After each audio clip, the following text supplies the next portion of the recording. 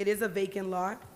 The assessed value is $270,000 with an annual tax of $2,376 a year. Before us, we have, Just say that again through you, Matt, that last part again. I'm sorry? Could you please repeat that last part again? Sure. The tax part, Yeah. Counselor? Perfect. Yes. So the estimated annual tax is $2,376 a year. Okay. All set. So we did an RFP for this property, and we received 3 proposals. They were received in response to the request for proposal. One proposal titled Rising Champions, One Goal at a Time by Stephanie Castillo and Milver Severiano was disqualified due to a late submission. According to 30B laws, we have to meet certain time stamp used by the city clerk, and they were late, so they were disqualified from being reviewed, just so you guys know for the record. Tint Lords also submitted a proposal to us, but per the evaluation committee, this vendor submitted an incomplete development, and the proposal is not a youth sports program, as you guys had suggested that we do, so they were also disqualified. So moving forward from the 3 applicants, the last applicant left with a complete proposal was Sueños Basketball, offering $30,000 over the assessed value price. Per the evaluation, the committee determined that this vendor was the most advantageous vendor, and so we selected unanimously and voted that Sueños Basketball was the best application for the RFP process that we conducted earlier this year. Just to continue to elaborate, of the remaining 2 proposals, which I just explained, just to go into a little bit more detail, one was deemed responsive and responsible, which was the Sueños Basketball application, having met all qualifying criteria and the specifications outlined in the scope of services that we discussed in the RFP and the declaration of surplus. The evaluation committee reviewed and scored the proposals based on technical qualifications, relevant experience, and overall responsiveness. The review committee then conducted the evaluation process in the presence of the mayor.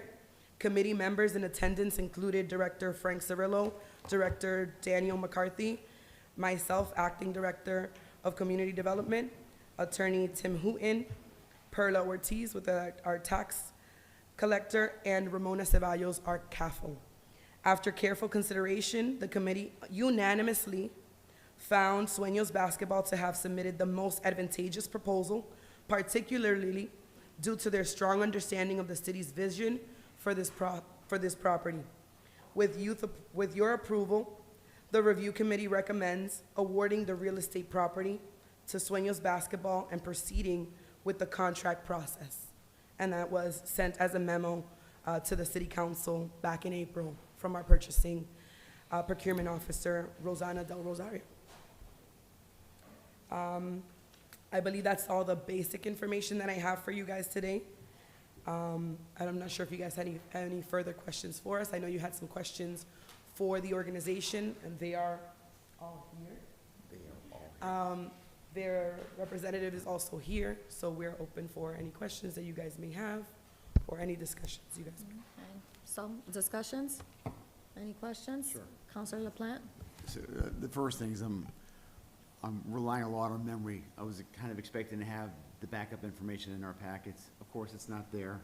The last time we had our backup information, we actually had the bond authorization bill that was submitted in the legislature, and if I remember correctly, I think it was $500,000 or $400,000 part of the bond that was earmarked for this organization. The attorneys here, through you, do you represent this organization, attorney? Are you representing this organization, rather? Yes, I do, Counselor. Good evening. Counselors Brian Corrigan, 122 Chestnut Street, Andover, Mass. Counselor, the grant to Sueños as part of the budget bill was actually signed into law by the governor, and it made the cut. It's no less than $5 million. $5 million. $5 million. And I do have copies. I mean, I actually printed it today, an excerpt of the House Bill number 5100, which had been pared down by the governor's vetoes, and but the Sueños grant is still made the cut, and it's still in there. So I'd be happy to share that with the council. Was it an outside section to the budget, or was it a standalone bond authorization bill that was passed? Say that one more time? Was it an outside section to the FY '26 state budget? Was it an outside section, or was it a standalone legislation, the bond Standalone authorization? legislation. There are hundreds and hundreds of grants of this type within this bill to various, I believe there are a few that actually apply to Lawrence. I noticed that there's no less than 100,000 for a renovation of a handball court on the corner of Oxford and Lowell Street. So there are a number of these types of Right. grants in there, but the Sueños $5 million minimum did make the cut. So I just want to make sure I'm precise with the words. You say grant. I was under the impression this was a bond authorization bill, and that they are going to go ahead and, because I'm gonna let the secret out for everybody, right? So I'm gonna use a number that's not true. There is $1 billion worth of bond authorizations that any legislature can throw into it, and everybody says, that's fantastic, thank you very much, a bond authorization. But unless the governor comes over and says that, yes, we are going to fund that dollar amount, you could put everything you want in the world and say you did everything for your district, but until the governor says, I'm going to fund whatever that portion is, it doesn't really make a difference. So it's a political statement, and then when the governor does it, then it becomes reality. So I just want to make sure I'm clear. So I know that was part of the political statement, but now is it becoming reality? Is this part that the governor, and I want to make sure I'm clear on this, the governor is actually earmarked and is actually going to fund this, and we got some assurance, and is that true? I am not aware that the governor has actually taken the final stage of signing over the money. So I believe there is going to be one more step to this part of the process. And there will be steps, obviously, involved with, on the other side, with Sueños. My clients do have the ability to acquire the property for $300,000 if this council approves it. I have copies of their bank statement showing the balance over $300,000 as of today. And then obviously they need to move forward with a vigorous donation solicitation campaign because there's going to have to be some private funding as well to build the facility that they've proposed here, which you see in your plans. Which I don't have with me. Okay, That's the well, one thing that I that's just. part of the package, though, Yeah, I right? gotcha. Yeah. No, and I do recall seeing it, so I know it's out there, so Yeah, I'm yeah, familiar with that. All right, so just so I'm And I have an clear, extra copy if you want to look at it. so just so I'm clear, the value of the property was $270,000. Sueños is willing to, has offered $300,000. And one of the other questions that I had was, will there be taxes paid? And if I heard it correctly, the answer is yes. The taxes are going to be paid at the sum of $2,376 per year, at least at this rate. Is that accurate? I'll let Ms. Pat. Sure. Yes. So the taxes that are mentioned in the information, that's general information. I'm not sure if maybe the attorney or Sueños can answer whether or not under their business structure as a nonprofit, as a profit, those are just legal questions, what category they fall under. I know that depending on the structure of the organization, they could be exempt from taxes, so I want to make sure that we clarify that with the attorney.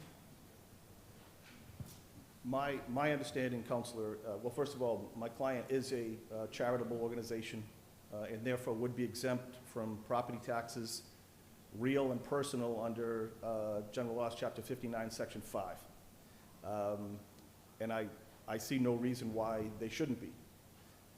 Now, the city certainly could impose as a condition the imposition of property taxes, but I think it would be atypical. I know that it happens sometimes in some affordable housing, where I've seen some of my clients that have built affordable housing in the city have, pursuant to the authorization from the city, have agreed to pay. But in this particular case, you know, my client is a nonprofit. It's a charity. They're providing a tremendous service to the community. So I think that's the reason why they would get the benefit of the exemption. So my understanding is that moving forward, And I do not believe that this was ever addressed in the RFP. But we do not expect that Sueños would have to pay property tax, real or personal. We would, if this council approved the sale, we would immediately be applying to the assessor's office for that exemption to take effect. Okay. Thank you to Charlotte, Ms. Pascal, excuse me, I don't want to be too familiar, Ms. Pascal. So, was this even considered when looking at the RFPs? Now, granted, you went through the three of them, and I think this was the best, and was this, I don't know if I caught it. I knew one or two of them were disqualified. Was there any that weren't disqualified besides this one? Or was this the only one that was not disqualified? So I sent down the memo that I sent down Sure. with the, just with the summary. Tint Lords submitted a proposal for a car wash. So it wasn't necessarily what we had asked for them. So because it wasn't the intended use, and I'm harping Right, on right. making sure that I do Yeah. exactly what you guys Yeah, decided in the vote, Yeah. they were disqualified because it wasn't the use. And then the other proposal was late. So due to 30B laws, we couldn't even look at it. I couldn't even open it. okay. So that- those two, there was three. Right. Two were disqualified, and this was the only one standing. That was the only ones there, fine. So, was this even a consideration? Was taxes even a consideration when we were looking at this? And maybe the attorney's got some information that's helpful. In regard to Welcome, the criteria, one of the criteria is not the ability to pay taxes. That's not one of the things we look at, not future taxes. We look for the criteria, which obviously you don't have in front of me, are benefits to the city, being, you know, all the criteria too. But one of them is not taxes, future taxes. Only, but it could be if it was so, I would imagine it could be, right? But in this Oh, particular. no, if we have chosen the second one, they obviously were a car wash, they would be paying taxes. Yeah, that's not my point. My point is that in this RFP, again, I don't have the information here, I think we were looking for some sort of recreation facility or Correct. sports facility, and that was at the top of the list. Nowhere on there did it say, you know, we wanted to make sure that the city's revenues are also being, are being increased or dealt with.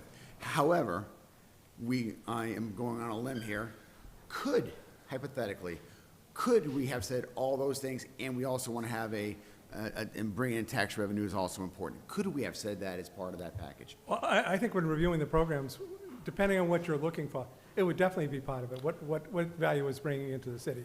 I think. I get your point now. The problem with this is when you're looking at a sports facility, for the most part, you're looking at nonprofits, you're not really looking at taxable. I know a little bit about hockey rinks, so they do make a lot of money, and there are corporations that do that. So that's a sports facility. So maybe in Lawrence that's not going to fly, but in other places you could make money on a sports facility. But that's not relevant here, Right. because as I understand it, because we did not specifically state in our RFP that was one of the considerations, that should not even be a Well, part of the it may be a discussion. consideration, it's not one of our major considerations. Okay. We have major considerations, you know. We want to make sure, first of all, do they have the money to do this? You know, is this a good use for the city? You know, have they had some of the projects? We don't want to set someone up to fail. So that's what, you know, if we look at them, what the site development schedule is, what their track record is, the benefit to the community, the quality of the proposed design, the financial capability Right. of the company that's going to take it, the purpose of parking, those items. And obviously, I don't have to tell this committee that parking is very essential in the city, but, so those are the things we look at, the major things. But you know, you go down to the nitty gritty. Were this between, let's say there were 5 different sports uses, yeah, we would go probably down to say, oh, which will pay more taxes as a consideration, which looks better, which, you know, Okay. those are smaller considerations, Sure.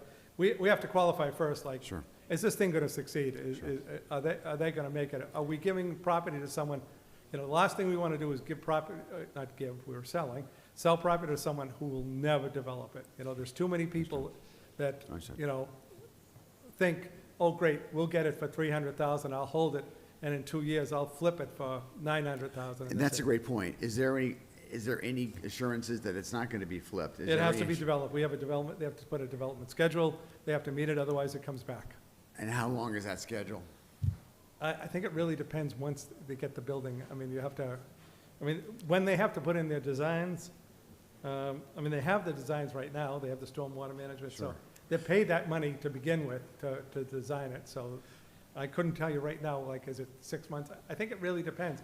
If you're talking about building Schaefer Stadium, the building is gonna be a lot longer. If you're talking about building a one-bedroom apartment, the building schedule is gonna be shorter. It's just, it depends on what they use. So my concern here, and I know the individuals that are here, and I know they're working in good faith, and I have a lot of confidence in the program and what the program produces. Look, it's not easy, this many people at a meeting like this, already they're telling me they're organized, and they're committed, and it shows me that, that they believe in the program, and that they were here, because if they didn't believe in it, they'd be doing something else. So they believe in the program. So I get that, and this is not about the program. No, no, This is about, from my perspective, two things. One is, and this is not gonna stop me from voting for it, but I think we as a city, we need to start thinking about our finances a little bit more. And maybe in this particular situation, we're not, but we have to also be, as I'm gonna predict budget cuts. It's going to happen. It's, if you talk to any experts, it's around the corner, right? What are we doing? And we have to be cognizant of that when we start making decisions before us, because at some point, I don't want to lay off a police officer or close down a fire station. I don't want to do that. I've done that before, don't like doing that. So we have to be realistic about this. So we have to start thinking, what are we doing to make sure we're bringing as much money as we can to fund the essentials in our city? So I just want us to consider that. So I think No, no. always that should be a part of it. The Sure. second part of it is a concern of mine, again, just as a general concern, not with this organization, a general concern is flipping properties. And I just want to make sure, if the real estate market, I think, is still hot. They get this property for $300,000, and somebody comes in and says, you know something? We can give you $1.5 million for this. They say, you know something, we're just gonna go across the border to Methuen and build something and then save a lot more money, and then we can do something else. And all our kids can go there, is the thinking. I just want us to make sure that we have, if we're gonna go forward with this, that we have got some assurances that this is going to stay there, whether it's this project or any project that we're doing. We're just not flipping it. I don't know what I'm not, Right, I don't know what the I understand that, problems but Yeah. we should also understand the nature of this project, the location to the river, the limitations of what can be built on there, limitations of size. No big corporation is going in there to build anything. It's too small, it's too close to wetlands, it's too close to many things. So, again, could they flip it from 3 to 4? Yes, but not under our conditions. They have to. What are our conditions again, just so I'm clear? What's the conditions that, on time conditions? How much time do we get? And I've taken a lot of time, this is my last question, So, and thank you for your patience. We had asked them you're asking me questions I want to know. the estimated time of completion. Estimated time of completion is 3 months.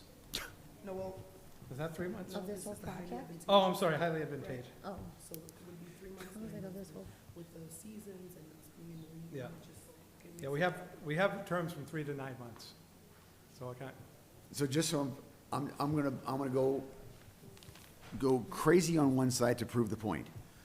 So they do that stuff in 3 to 9 months. On month number 10, they're free and clear, if they choose to. I don't think they're going to, no, This that's free and looks clear like if the building is built in month 10. free and clear of what, say it again? If the building is built in 10 months.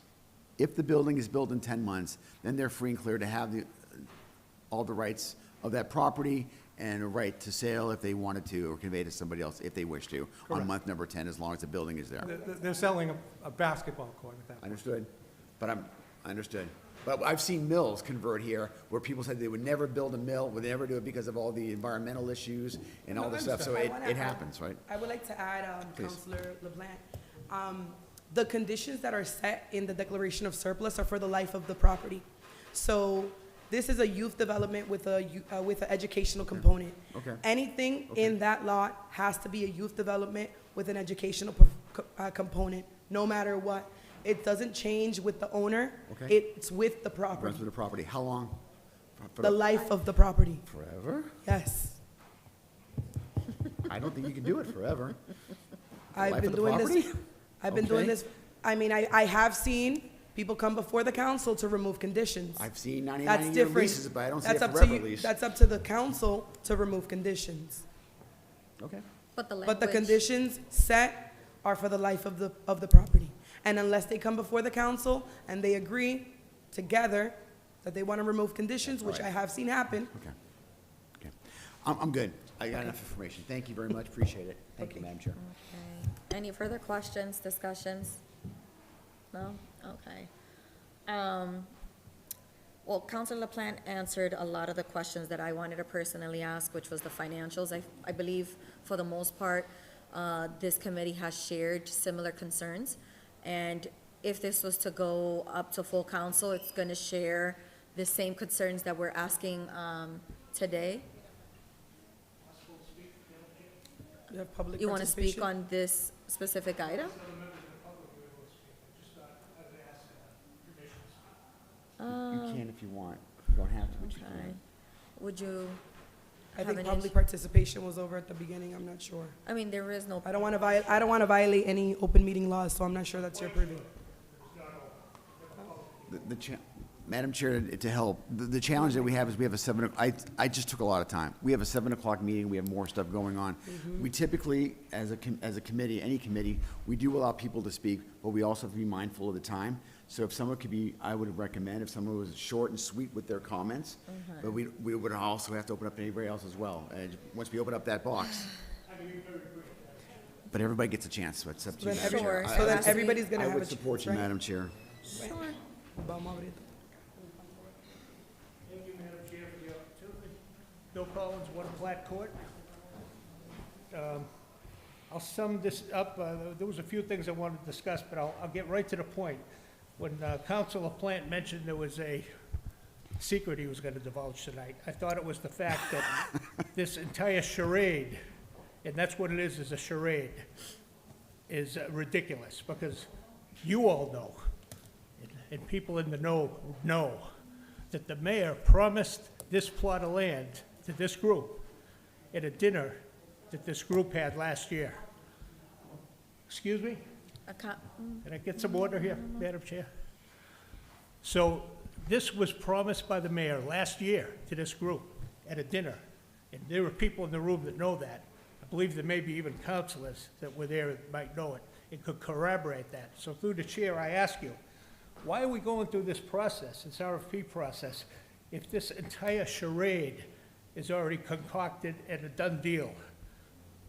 I mean, exposing corruption in Lawrence shouldn't be left to the citizens. It should be the press or the politicians or the government from Boston that should come in. Exposing corruption in Lawrence for a novice like me is like shooting fish in a barrel in Lawrence. It's that easy.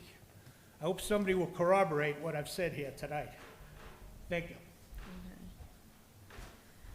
Attorney Hooton, I would just like to say, first of all, I couldn't disagree firmly. The mayor can say anything he wants to. The mayor can promise me he's going to build me a mansion, he can do anything. Remember, first thing it happened to go, it had to go through our committee. Our committee reviewed each and every application. Second of all, it has to go by your committee.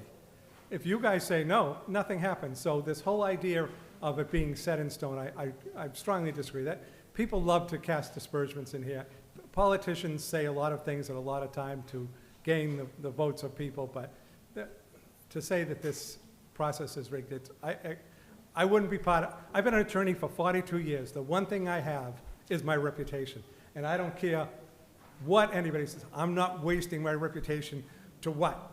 Build a basketball court? It's ridiculous. So I take great umbrage and great offense at the statement.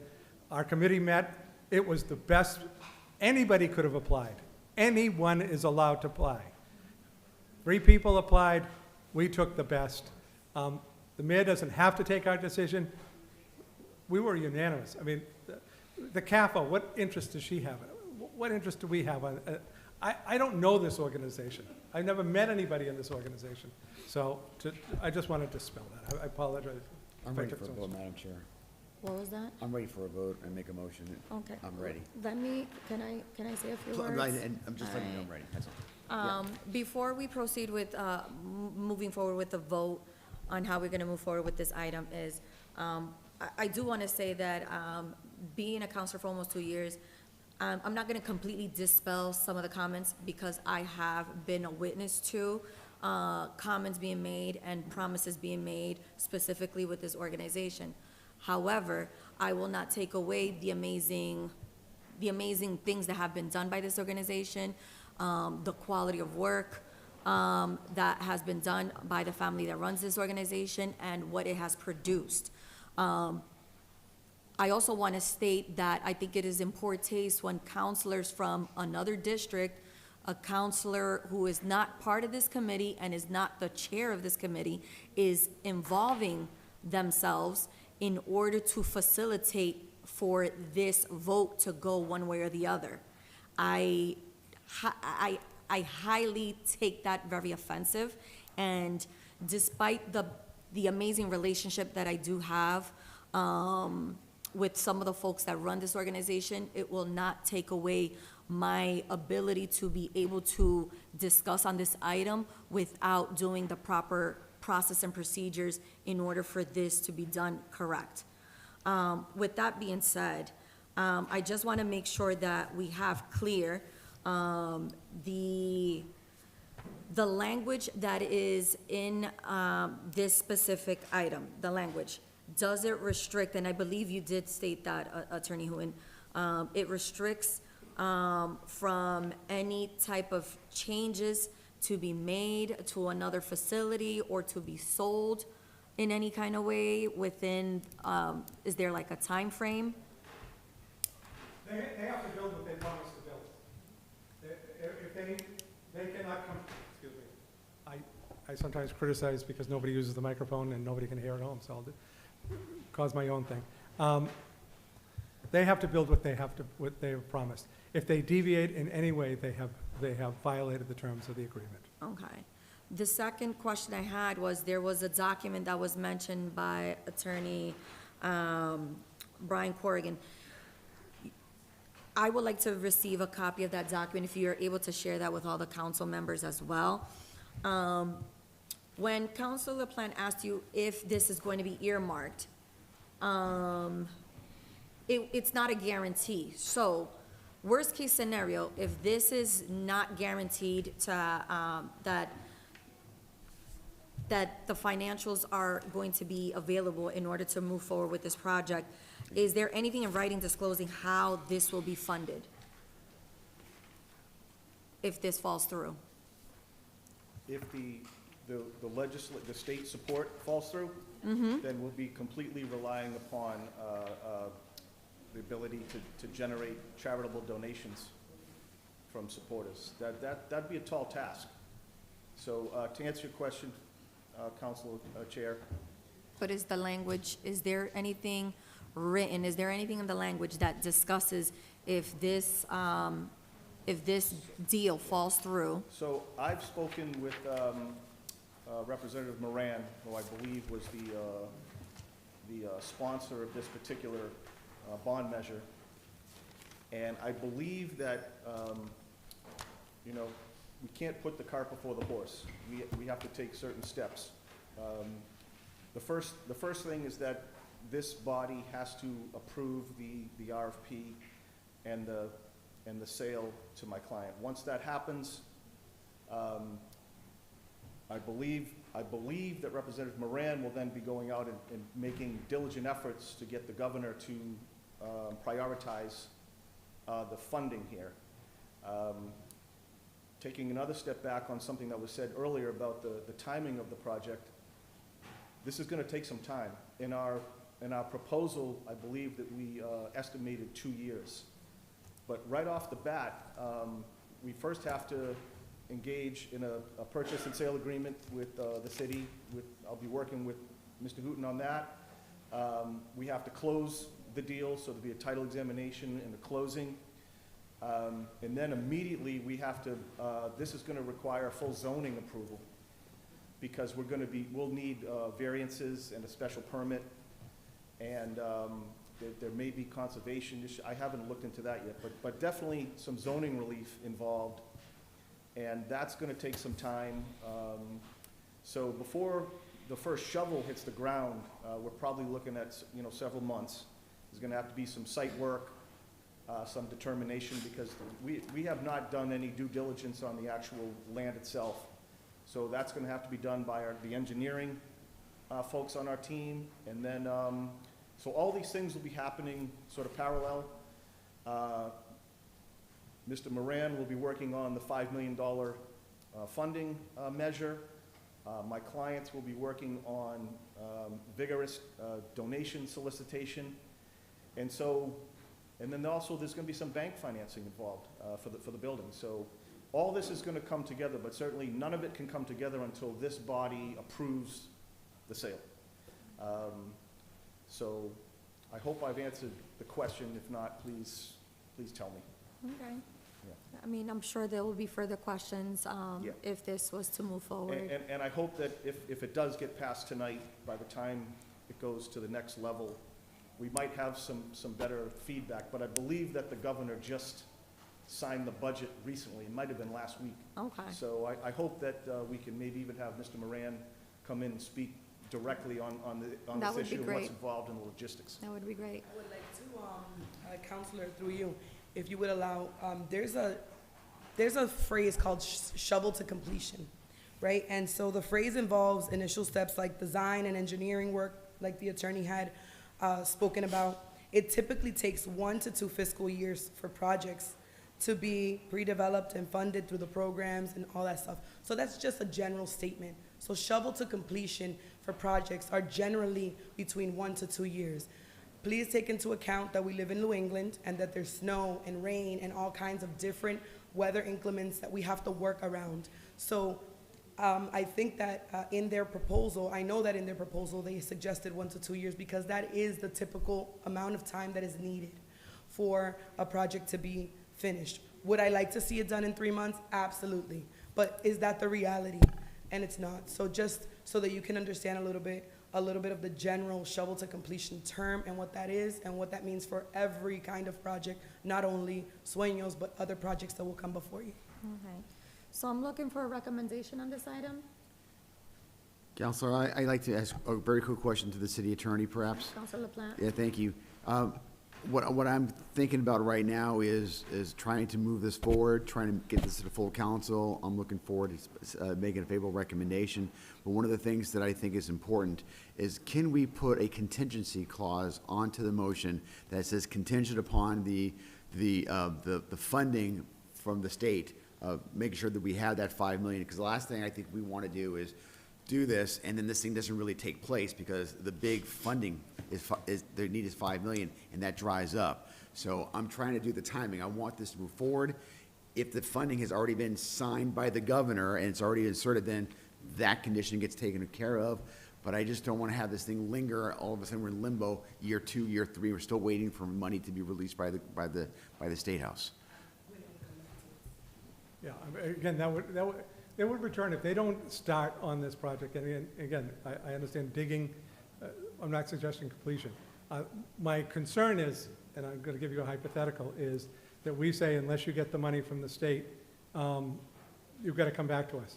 And next week, Malcolm Whittier, a great longtime Lawrence resident, dies and leaves them $6 million. Well, that's not what we promised. We said you had to get money from the state, so we've effectively stopped that project. Or the contingent could say either $5 million or another funding source. And we don't even know if it's $5 million. I don't know how Or much whatever. this is gonna cost. Okay. I'm worried about putting conditions and numbers that no one has any idea of at this point. I have no idea what this building is. Well, somebody had an idea to put $5 million in a bond package, so someone has an idea. So that's why I threw that number out, because someone had an idea. Yeah. Again, Okay. I I'm mean, just but talking. not putting a contingent at all kind of leaves it very up in the air and having potential issues down the road. You don't see that, Attorney Hewitt? You could say, and again, I'm not suggesting this, you could say that you insist that the project be completed by X amount of time. If not, it returns to the city.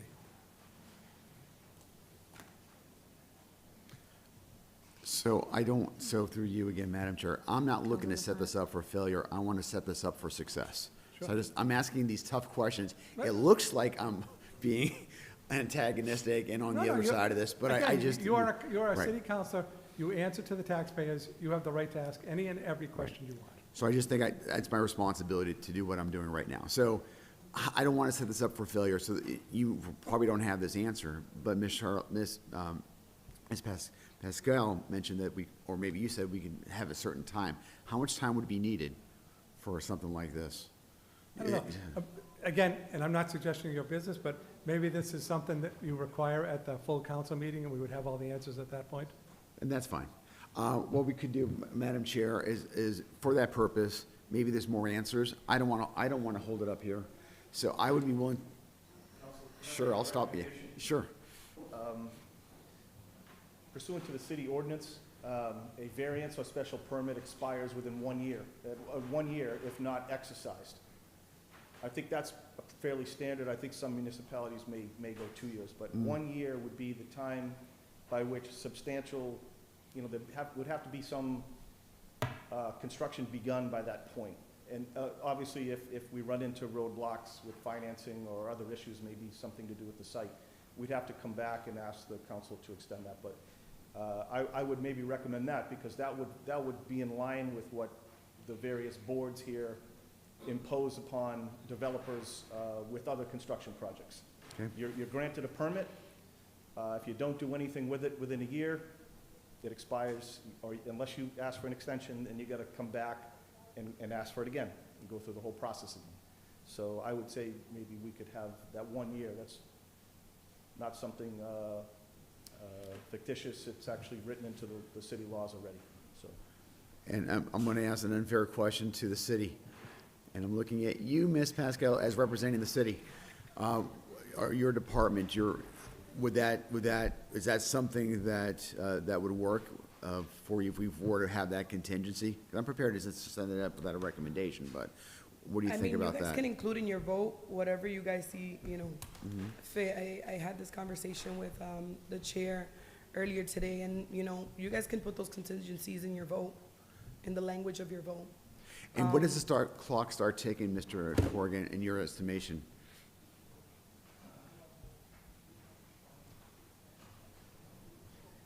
I think a fair start date would be when title changes hands. So when the deed is delivered to my client, and the client takes ownership, we then begin the zoning process, the site testing, and other due diligence. And within 1 year, we should know. Okay. We should have everything together to be able to at least start, some construction, probably some excavation, Gotcha. some Okay. work. So I think 1 year from the date on Title which changes, sure. the sale is closed. May I ask the city attorney, from your perspective, if we were to go ahead with that, would that cause, from your perspective, what would your reaction be if we were to include that in a motion? I have no problem. Pardon me? I have no problem. No problem with that. I'm going to make a motion that we send this up to the full council with a favorable recommendation, with the condition that the development be completed by 1 year from the date of the sale or the conveyance. Construction started. Okay, thank you. The date that construction starts. Thank you. That's Do you important. got that? I needed all that. Development, favorable recommendation with the condition for the development to be starting. That the favorable recommendation that the organization has a year to finish the project from the date of the beginning of construction, which means what? Shovel in the ground, whatever that, I mean. Yeah, I would say to mirror the language in the city ordinance for the issuance of a special permit or variance. It'd be the same language basically incorporated into, we could have that language for you Sure. by the next time. But Yeah, that would be the recommendation, and we'll perfect it by next Tuesday. correct. So a motion was made, properly seconded by Councilor Santiago. All those in favor say aye. Aye. Aye, and the ayes have it. Meeting's next Tuesday, right? meeting next Tuesday? Do we have a meeting next Tuesday? First and third Tuesday of the month. I don't know, we might be on break, but, There's no such thing as a break. We have first and third might Tuesday be of on the month. break. So congratulations, you guys get to move forward with this item, which has been, moved to full council, and that would be addressed in our next city council meeting, hopefully for next Tuesday. Scheduled for next Tuesday. Thank you. All right, thank you.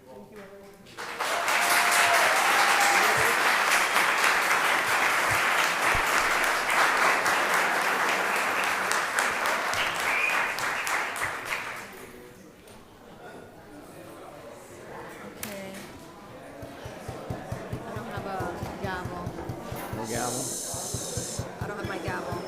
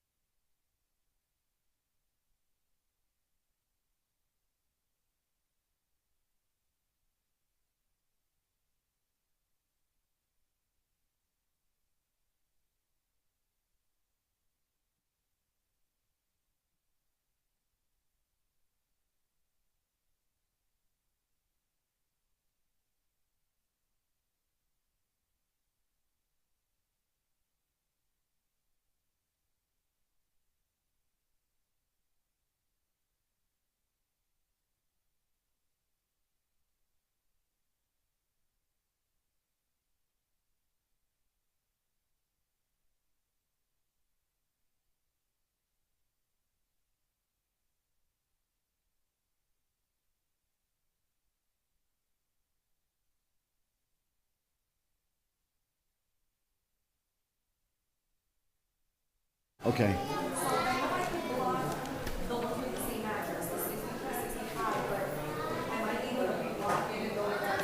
Yeah, this is the same, we're just declaring a surplus, right, on all of these, right? But it's all surplus, declare surplus, and nothing changes with these, right? Yeah, you can do it as a block. Yeah.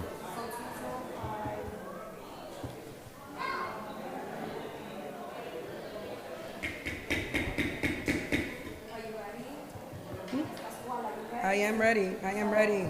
I am ready, ready, ready. Okay, so I'm looking to untable as a block, item 20525, declaration of surplus property, 113 Exchange Street, map 171, lot 56. Item number 20625, declaration of surplus property, 2 Mosgiel View Place, map 69, lot 20. Item number 20725, declaration of surplus property, 46 Cedar Street, map 168, lot 144. Item 20825, declaration of surplus property, 266-2. Guys, could you please? Item 20825, declaration of surplus property, 266-272 Jackson Street, map 111, lot 1. Item number 20925, declaration of surplus property, 63-65 Newberry Street, map 87, lot 51-5. Item 21025, declaration of surplus property, 63-65 Newberry Street, map 87, lot 51-6. Item 211-25, declaration of surplus property, 63-65 Newberry Street, map 87, lot 51. Am I in 210 or 211 at this point? Let me say. Item 210, declaration of surplus property, 63-65 Newberry Street, map 87, lot 51-6.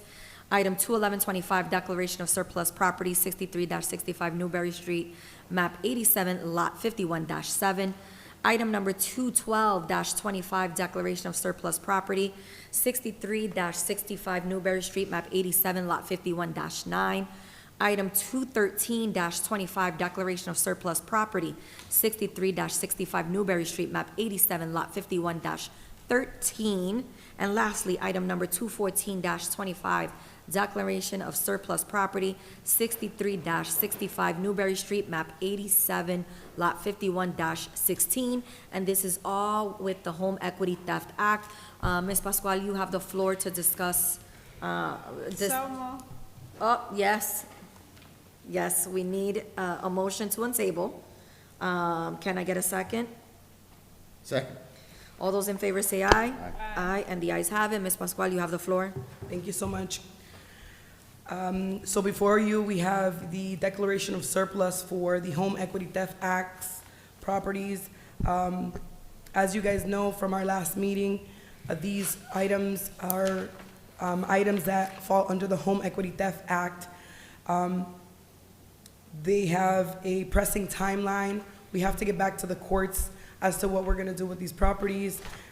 We are hoping to sell these properties. We are owed taxes on all of these properties, and we wanna just be able to, within a time frame that has been allotted, respond back to the courts about what we're doing with the properties and move forward with the procedure aligned in the Home Equity Theft Act process, which is for us to contract an appraiser and a realtor to handle the Home Equity Theft Act properties, which I believe are a total of 13 of them.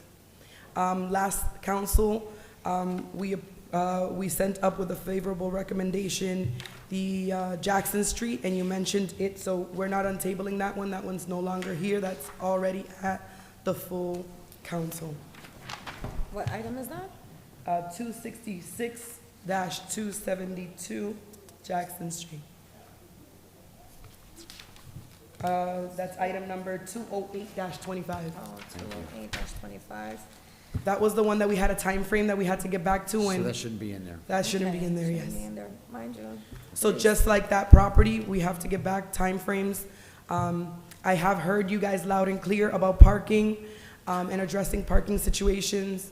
I will definitely be in contact with, our departments to make sure that particularly these home equity theft acts have to be run through the realtor and the appraiser. So some of these details that we could control under our regular process is no longer under our purview. It has to be under the realtor and the appraiser. I can go through each individual property and give you all the information, but for sake of time, I think that we should, as a block, agree to put a vote however you guys feel fit and move forward. Discussions? I'd like to make a motion, Madam Chair.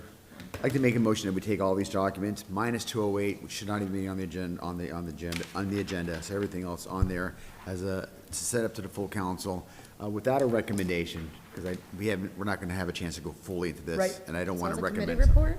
As a committee report, right. Okay, all those in favor say aye. Aye. And the ayes have it. We'll discuss this and be more prepared on Yeah, Tuesday. perfect. Sounds good? Thank you. Okay, is there any other items that need to be addressed, Ms. Pascual? Let me just double check because you know, please. Yes, it's the new business at the top. Forgot, okay. So we have item number 264-25, the declaration of surplus property, 207 Marston Street, map 33, lot 170. Ms. Pascual, you have the floor. Thank you again, Madam Chair.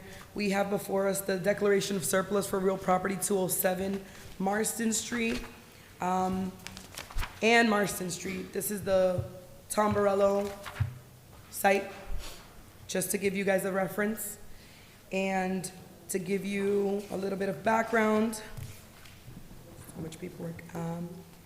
We have This is huge.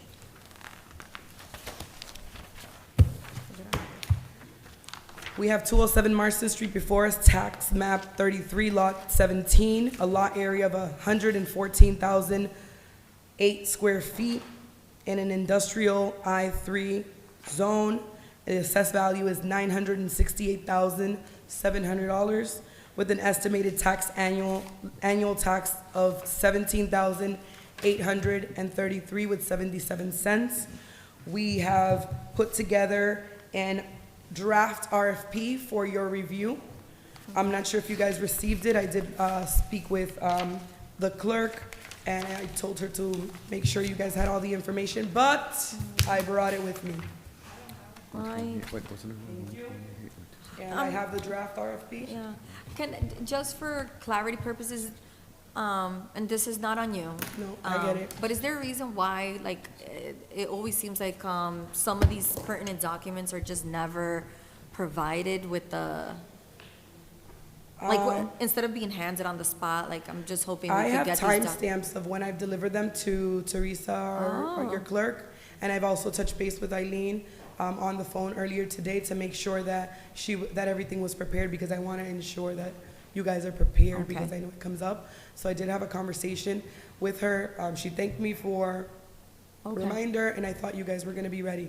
If you're not, well, you're not. Yeah, I don't, I'll double check our, our bins in terms of where all of our, documents are issued, but, counselors, do you guys have, the RFP that is being discussed right now? I just wanna I make sure don't. I'm not speaking for everyone. No, I don't have it. I'm just looking through my emails to see if we might have gotten it Okay. here. Did you send it through you? Did you send it by email as well? I have them physically, if you guys don't want to I look through don't your emails. mind, Okay. I mean, I rather, Sure. I'm a paper document type of person. I like it. Madam Chair, may I ask, this is not a. Counselor LaPlante, you have the floor. Thank you, ma'am. This is not a Home Equity Theft Act. It's This is not. not. It's So not. the timing of this is not as critical as the other Which is ones. why I said if you're not prepared, I'm totally fine with if you Thank guys. So. It's up to you guys. You guys call the shots. I'm willing to hear a recommended motion on this item. My recommended motion, because it's already 7:30 and we're half hour past the 7 o'clock meeting, I'd like to table this matter. I'd like to return this to you Yes, and I'll. so that you don't, because I'm sure I'm not gonna have it the next time we talk about it, and then you can just bring that back. I'll try. I'm being honest. I can scan it to you, It should be fine, thank you. So there's already a motion on the table to take, okay, properly second. All those in favor say aye. Aye. Aye, and the ayes have it. I believe we are all set for today, okay? Can I get a motion to adjourn? Second. Okay, all those in favor say aye. Aye. Aye, and the ayes have it. Thank you very much.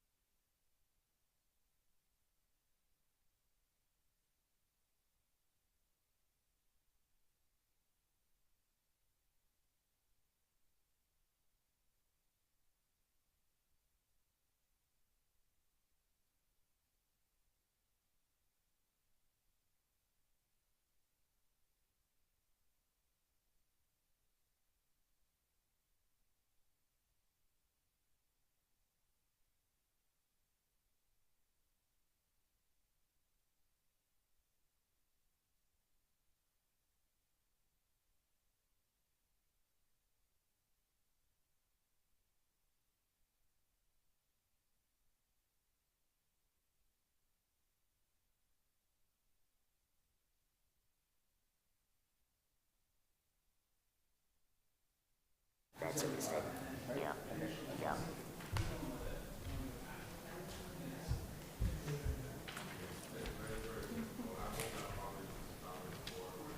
Por ejemplo, él lo puso bajo el nombre de ella. Ella tiene su propio aire. Sí, yo vi uno también. Pero él lo puso el de la policía, el de reporte, sí. Y fue con él que yo le solicité. Él es el dueño, pero él lo puso bajo su nombre. Me vi, se confundió porque él necesita. Ay, sí, bien, un amor.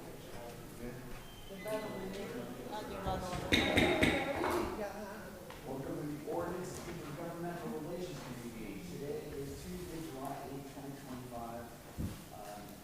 Board members, can you call the roll, please, Madam Clerk? Councilor Gregory Del Rosario. Present.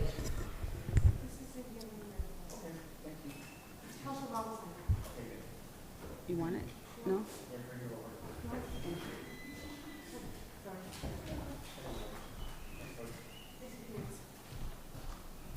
Should continue? Vice Chair Selena Reyes. Present. Councilor Fidelina Santiago is noted absent. And Chairman Mark LaPlante. President, would you all please rise for the pledge, please? Pledge allegiance to the flag of the United States of America, to the Lord, to the states, one nation, under God, indivisible, with liberty and justice for all. Pursuant to Chapter 20 of the Acts of 2022, this meeting of the Ordinance Committee is being conducted both in person and via remote participation. A reminder that persons who would like to listen or view this meeting while in progress may either attend in person at the location here or use the following access locations, including the Facebook Lawrence City Council page and the YouTube Lawrence City Council page. If there's no objection, we're going to kick this thing off right now. We usually take our city employees first. I see that Attorney Hooton is here. If there's no objection, I'd like to take 26625 as the first item this evening. See no objection, Attorney Hooton. Good evening. This is a change in the ordinance. This is regarding a longevity pay. We're replacing the old longevity pay, which is listed in there, where we paid really kind of weird years. We paid 9 years, 16 years, 17 years, 18 years, and just codified it into 5, 10, 15, 20, 25, 30 years. It's actually the one we are currently using, so we are even using, even though it hasn't been adopted, that's what people are getting paid. So I would just ask that you adopt the, this has been presented to me by the CAFO, the new subparagraph 2.140.200 of the municipal code. Are there any questions by members of the committee on this proposal?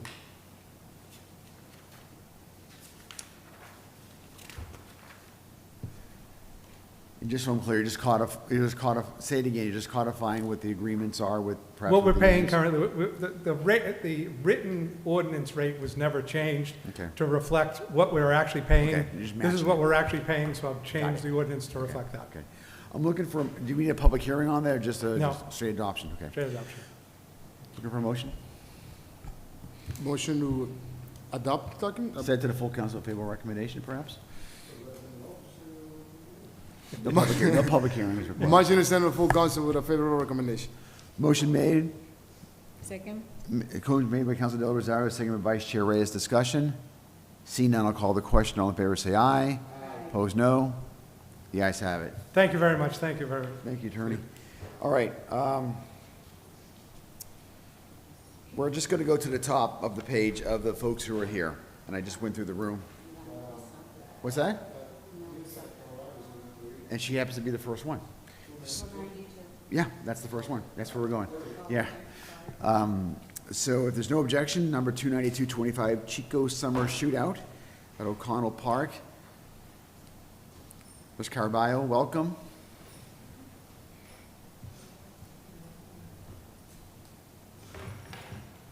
Good evening. Good evening.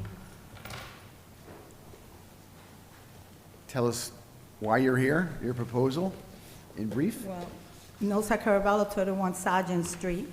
I'm here to use this, I put in the, I did a mistake.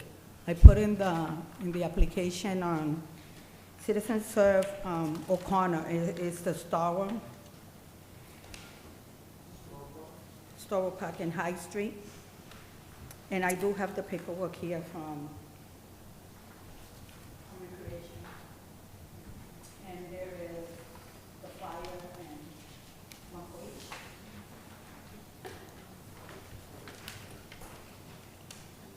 So you want it Storrow, not O'Connell, is that right? Yeah, and it's not Okay. the O'Connor. The O'Connor is where they're playing basketball this year. Yeah. I want to use the Starwell Park on High Street. Got it. The paper from Recreation Department says Starwell Park. It was, when I called her, I told her Okay. Starwell Park, but then in Citizen Serve, because they play in there, I put O'Connor. The dates is, well, let's see, the application date. Let's see. Yes, sir. Yep, they've got it, I got it, yep. I'm just looking it up. August 17th, Yep, 1 to 5 yep, at Storrow Park. yep. Mic and speaker. Now, I don't live in this neighborhood, but I do know that if I were to live in this neighborhood, we want to have the noise kind of at a dull roar, like just be Yeah, respectful. yeah, of the I area. live in that neighborhood. Okay, so you and I- know and I full know, well. yeah. Okay. Any comments, questions, advice? Nothing? Okay. Motion to send to full council with a favorable recommendation. Second. Motion made, properly seconded. Discussion? See none, I'll call the question. All in favor, say aye. Aye. Opposed, no. The ayes have it. Our next meeting is scheduled for next Tuesday. Okay, I'm hearing ugly rumors. I don't believe until I actually see it, so we're scheduled for next Tuesday. okay, So I would be here if I'm you. okay. Okay. Thank you. All right.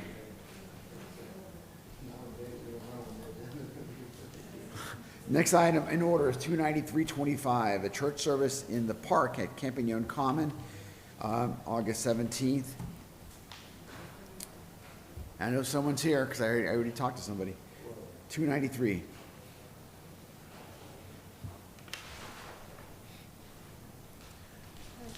Hi. I just want to help her because she Perfect. Name and address, we'll start with that. nombre y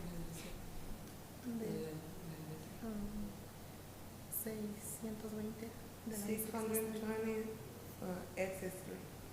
620 Exit Street. Essex Street, okay. And what's the request? ¿Cuál es lo que quiere pedir? El permiso para hacer un servicio el 17 de agosto en el parque.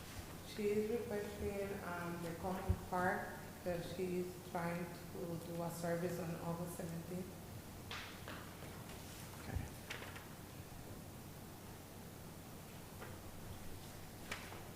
August 17th. So I see, it's Campagnon Common. I see, that's the name of the official name of the park. I see that you have approval from the Recreation Department Tiene la aprobación for August 17th, a start time at 8 and an end time at 3 p.m. empieza a las 8 de la mañana y termina a las 3 de la tarde. Yes. So that's the most important thing that doesn't seem to be, and of course, I believe there's going, I haven't heard anything latest on it, but I think there's, has there construction started? Has anybody seen any construction over there? No? There's supposed to be construction, but near where the Bernstein Bandstand is in that big circle area. So there's supposed to be some work there done, so. There should be instructions. Pardon me? What do you say? So there's some construction, if it hasn't started, it's going to start to deal with the Bernstein Bandstand. It's in the park where that big circular cement circle is, that area. That's the area that's going to be under construction. Could you ask the individual where she was looking to have her event? Está como esa construcción que está así redonda, va a haber una construcción ahí. ¿En qué If you área? approve, I just want to make sure she understands where it is. Pues al lado creo, o sea, más o menos en qué área está disponible o cualquier lado que... Beside that area, it can be in any area from the park. So you're asking for a permit to use the Campagnon Common.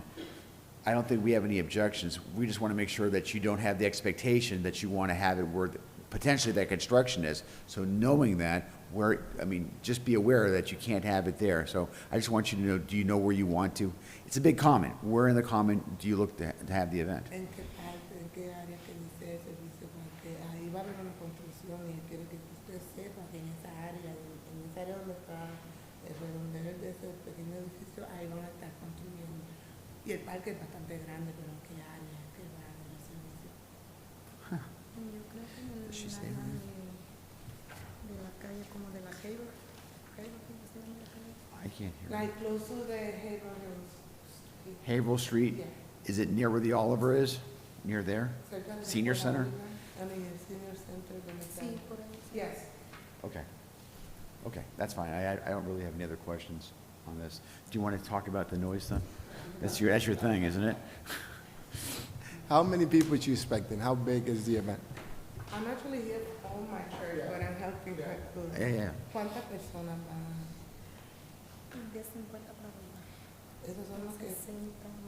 probably 50 or 60 people. Okay. Last summer, we, Verano pasado. we don't say no to churches, most likely. No le decimos que no a la- But last summer, we have so many complaints for the churches. They were too loud. The speakers were too loud. Okay, el verano pasado ellos recibieron bastantes quejas de la iglesia que los ruidos estaban muy altos por las bocinas, Music, Christian music, which I love, was too loud. que la música cristiana estaba muy alta. So, and I was in an event Y in the estaba park. en- I was in an event in the park that was different than a church, and we couldn't listen to anything else that was happening because the church was too Y loud. no se podía oír nada del evento donde él estaba porque la música estaba muy alta. So this year, what we're telling the churches is to be mindful of the noise. And the people, there are also people in the park that are not there for the church, and that will, the loud noise will bother them too. So, este año pues quieren que las iglesias sean consideradas con el volumen de la música porque hay otras personas que están en el parque y están por otras razones en el parque. That's it. Pero vamos que le avisa porque al lado del Senior Center hay una iglesia pegada. Entonces, como para no que se escuchando muy para ellos también, entonces no lo podemos hacer como más para acá, como más como viniendo por acá. Así dijo, más o menos. Pero usted sabe si ese día tiene servicio esa iglesia ahí. Yo creo que sí, porque sí. So, I understand that you say it could be in any area from the park. There's a church close to the senior center, like next to the senior center. And, if you see that there's a different service, you can move to another side. Another floor? It shouldn't be another church in the park. Probably will be just her church on that day. Solamente ese día no hay para There should be no other permits for that part on the common for that. That's the only thing that should be scheduled on the common, so there's no conflicts. So, solamente su iglesia que estaría scheduled para ese día. So she can Es use, que sean she- considerados por la. yeah, por but, la so she can use any part of the park that she wants. It's just her church will be on the park on that day, hopefully. Ok, pues puede usar cualquier área del parque y en ese día solo va a estar la iglesia de usted porque ese día fue el que usted pidió para dar ese servicio. Okay. Ok. Do we have a motion on the floor? Motion is on the full council with a favorable recommendation. Motion made and seconded. Any discussion? Seeing none, I'll call the question. All in favor, say aye. Opposed, no. The ayes have it. Thank you. Please come next Tuesday. Next Tuesday for the, She Yeah. has to come back? yes, Okay, this is the committee, and for the final Okay. approval, you need to come back for the full council. Until that day, it will be like every Tuesday? No. So we are a committee, and then what we do is we make a recommendation to all 9 of us. That Okay. next meeting is on Tuesday. And I That's the suspect final. that's when we have a vote on all of us, and then when it passes, that's when you get the permit. Ok, pues hoy pues, ya le aprobaron la recomendación, pero tiene que venir el próximo martes, que es la decisión final. Tiene que estar aquí el próximo martes a las 7 de la noche. Ok, Okay? thank you. You're welcome. Next is document 29425, evangelism in the park and the Campagnon Common, this time for September 20th.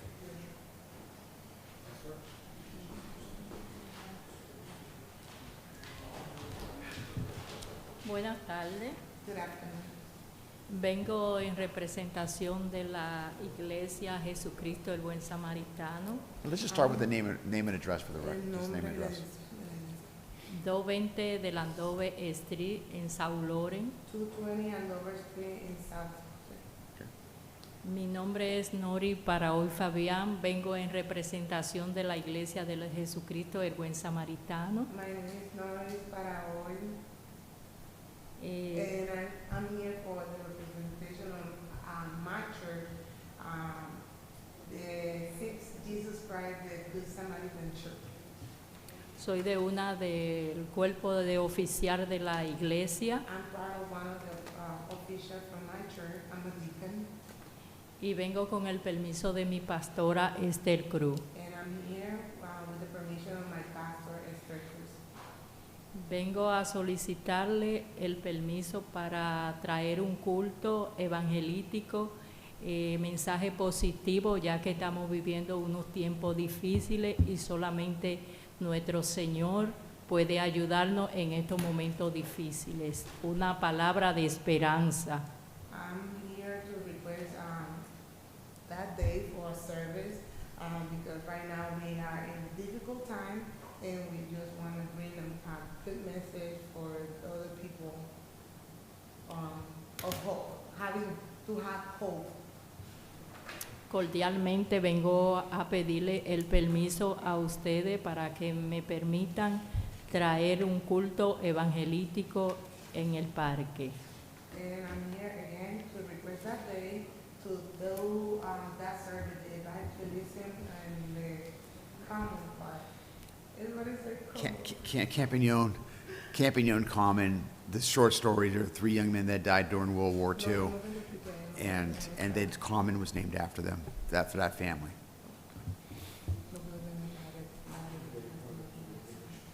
What's that? We just try to educate, just a little bit. We also had a letter of recommendation from our pastor. I'm sorry, say it again? We also had a letter of recommendation from our pastor. I don't know if I Okay. have to give it to you. That's very nice. That's very good. The thing that we're looking for, which we have as equally as compelling, is Adelie Gonzalez's At the same address. approval saying that it's free that day, so that's really important. So, counselors? I leave it to So, you. Chair, the same thing to her, loud music, keep it low. Hopefully, we don't get complaints. I mean, the police get called, we get called, because we, people call the counselors, and again, last summer was crazy with the churches, so we trying to keep it low this year. Hopefully, we can keep it low this year, and we get low the complaints, and the police work a little less if it's not a little noisy. Es lo mismo que la pastora, que el año pasado hubieron complaints de que la música estaba muy alta, entonces eso es lo que yo no quiero, que haya complaints y que la policía tenga que lidiar, porque que también tenemos que considerar. Sí, en el área del parque donde ustedes me permitan de traer el culto evangelístico, pues nosotros lo importante es que la persona escuche el mensaje. Aquí el enfoque es de traer el mensaje de la palabra del Señor, y como personas cristianas nosotros tenemos que dar el ejemplo, y vamos a tener música, pero no música que tenemos de esas bandas de música, sino música suave, de que le lleven el mensaje a la persona que necesitan en estos días tan difíciles que estamos viviendo hoy en día. The important part here is just to bring the message of God's word, and we're gonna have music, but we're not gonna have a band or loud music, because we have to be, as a Christian, we have to be an example to the community as well. Motion to send to the full council with a favorable recommendation. Second. Motion made, seconded, and I don't want to repeat what I said earlier regarding the construction. Just be aware of where that is and just have an idea of where you're going when that date comes. So you get the comment, but just be aware that part of it may be unavailable.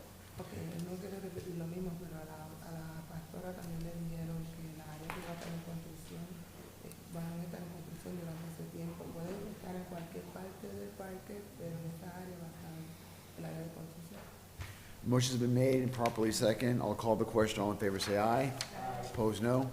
The ayes have it. Please come next Tuesday. And do you You want to submit that for the record, you're welcome to. Yep, you're welcome to.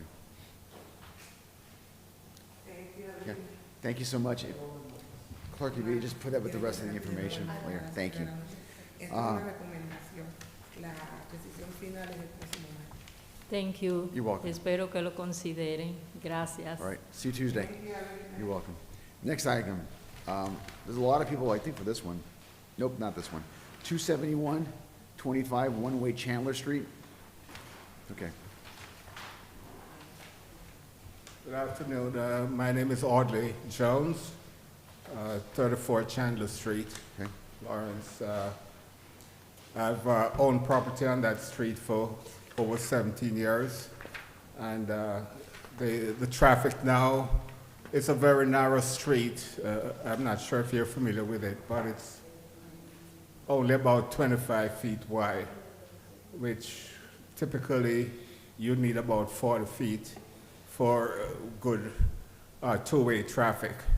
So now it seems as if there's a lot of traffic that's coming through the street trying to bypass traffic lights. People are trying to take a shortcut through there, and there's no way you can have traffic passing one another with vehicles parked on the side of the road. There's just not enough space for vehicles to pass comfortably unless, you know, so now if you go by there, the vehicles are parked, they're parked halfway on the sidewalk because, you know, to try and alleviate that, but even that is not enough. So, you know, I've witnessed a lot of times where traffic is backed up, somebody has, you know, the only way they can pass is if somebody reverses and, you know, find a spot where they can pull into a driveway for the other vehicle to pass. It's just not wide enough for two-way traffic. So I'm proposing that this street be converted to a one-way street from Medford Street down to Water Street.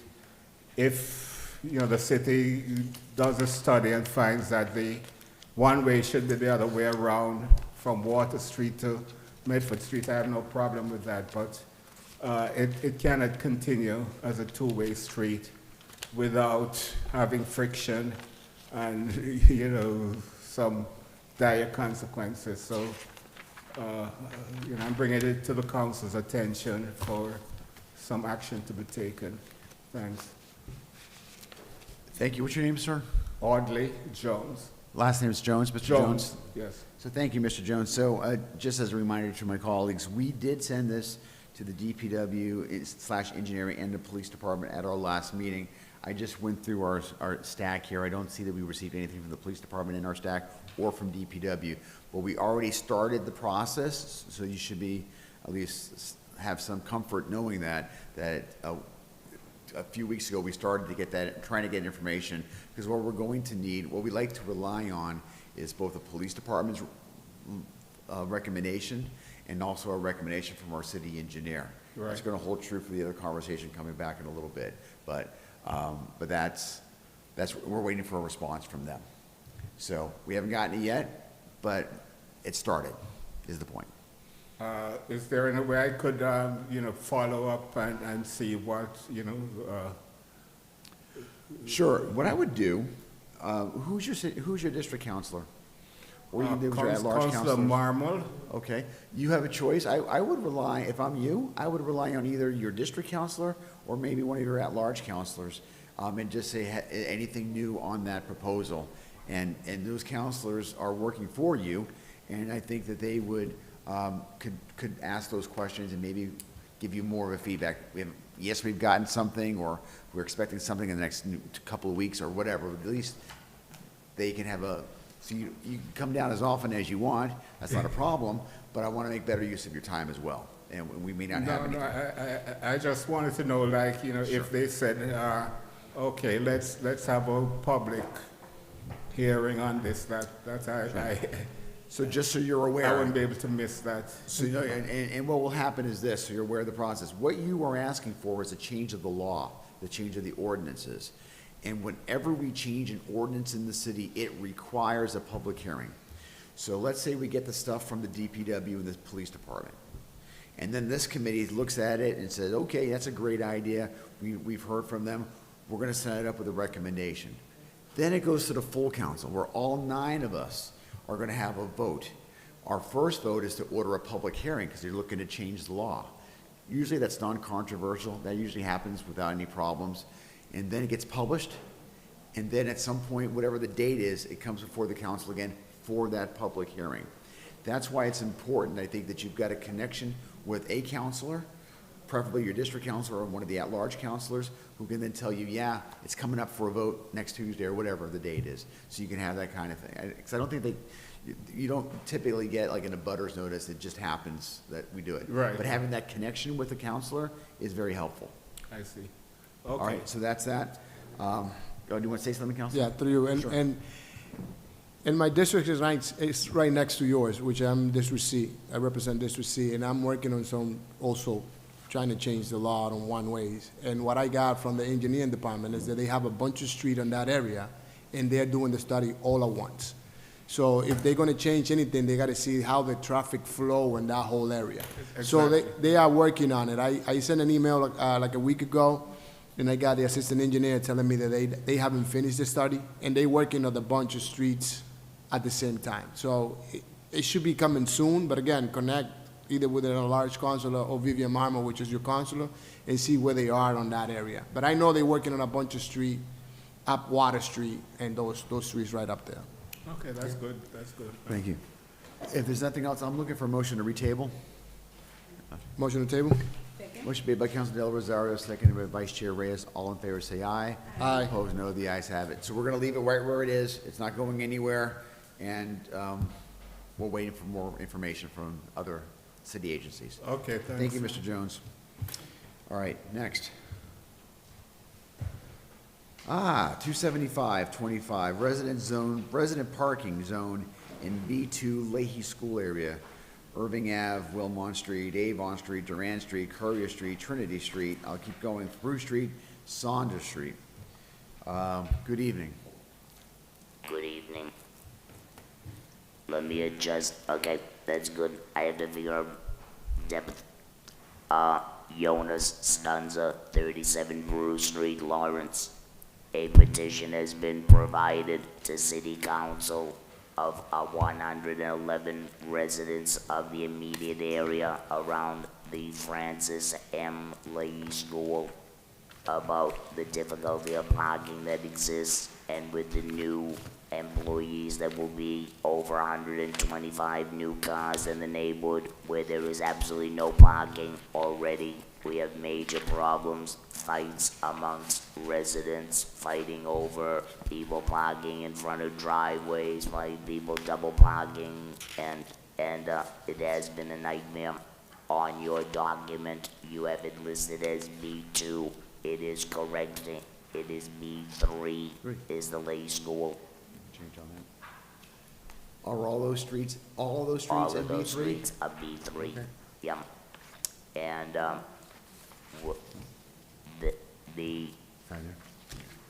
the issue about this parking was brought up 2.5 years ago when the first public hearings were done with the Leahy School. We discussed it with city planner, the city representatives, I forget who was there. There were people from the mayor's office, the school department, and the police department. This issue about additional parking when the original building was there of the Leahy School.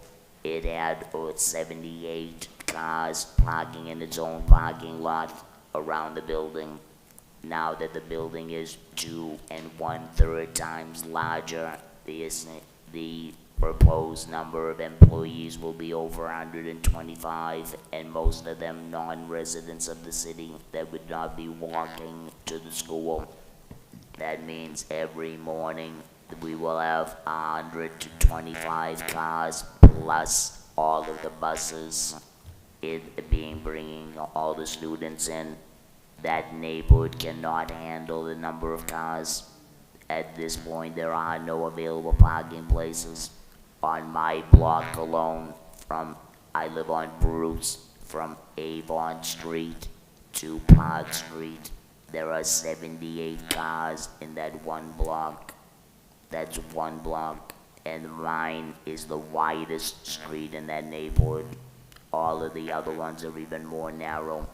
This issue was brought up about putting a parking garage under the building, and very foolish and very silly answers were given back to us that we can't do it because it's a floodplain. Then why are you building a building in the floodplain where now you'll have electrical wiring, plastic, the interior walls damaged by a flood, where if you put a garage underneath it, it would have solved that problem. If there was a flood, you take the hose and you wash out the silt. But again, when the argument was brought up and said that it's gonna be a police, then the police said that they couldn't do anything about it because they only implement the law. They do not create the law. So we're back to square one again. And the same issues still exist. They told us this would be resolved before the opening of the school. August 18th, 1 month and 1 week from today, will be the opening of the building, the dry run, and the school will open up on Labor Day. Now, where is the parking? There is none. And this not only creates a dilemma for the residents of that immediate area, but it also impedes on the education of the children, because when the children cannot start their classes because the teachers can't find a place to park, and that happens day after day, it's only going to create more chaotic system within the school, and it just leads to more problems. This has been discussed by the residents for 2.5 years, and there is no resolution. Sending us to anybody else at this point is an absolute waste of time. It was a dead-end issue. School committee, dead-end. Police department, not our responsibility. So we're bringing it back to city council. Something needs to be done. I believe at this point, one of the other gentlemen would like to speak. Good evening, I'm Nick Stelzig. I'm the pastor of Community Baptist Church, 45 Avon Street. I'm also a resident at 310 Salem Street here in Lawrence. I pastor a bilingual church there in the area. I've gotten to know the neighbors as a community leader. I've gotten to know some of the residents there. Pretty universally, it's understood. It doesn't take a rocket scientist to figure out this is a problem. It should have been dealt with to begin with, but there's no reason to cry over spilled milk. It happened. It shouldn't have, but it did. There's not enough parking for the school. There's not enough space for buses. There's not enough parking in the streets now for people. And so there's a lot of ideas. There's 111 people just that we got in the neighborhood that say, hey, this is a problem. In the process of discussing this problem, there have been a lot of people that have offered ideas and solutions. And the challenge is, one, parking in the city of Lawrence is a mess, so we don't have as big of a group as we'd like to have here because it's hard to find parking to get here. The other thing is meetings sometimes run late. And so my recommendation, and I think it's been pretty well received by the residents, is to make our building available for a meeting with all of those involved. One of the challenges that we found is that this committee says go talk to the police department. We go talk to the police department. The police department says we got to talk to DPW, and it seems like nothing in the city moves quickly. It's small city government. That's the way it goes, unless you're a building project that doesn't have enough parking, and then you go right through. And so our recommendation is to get all of the people that keep pointing the fingers to the other people into one place with the residents in our community that are actually affected by the decisions that are made, to hash out a solution to this problem.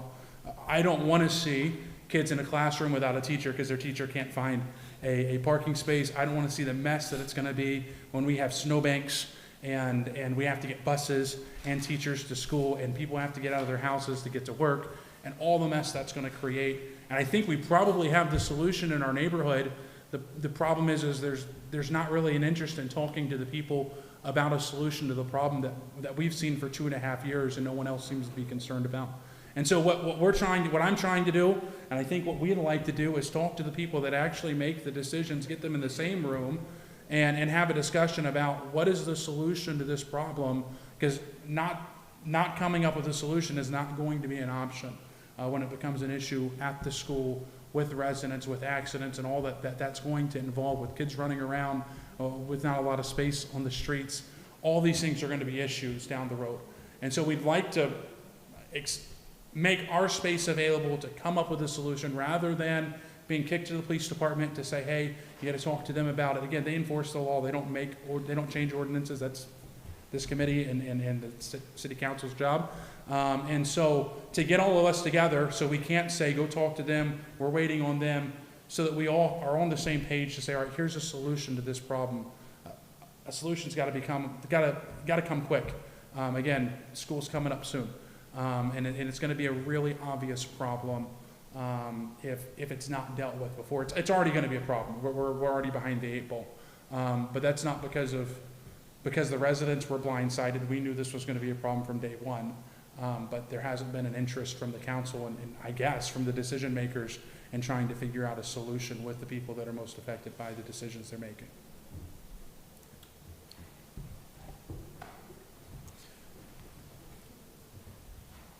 The issue that we were thinking about is having the teachers being shuttled in, finding available parking maybe at the Buckley building, and then provide shuttle service.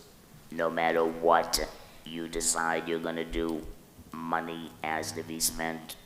I know that there was discussion about buying Farrah's funeral home and parking lot on Lawrence Street and create parking there. You can't find a suitable location for him to relocate. That's gonna cost you $1 million. If you take Immigrant Place on Short Street and convert that into parking, again, that's gonna have its own issues. That's another $1 million needs to be spent. This is only one school. 2.5 blocks away is the Oliver School, which is even larger and has no parking also. So we're gonna overfringe with them also. You know, no matter what it comes down to, you're gonna have to spend at least $1 million to find the resolution.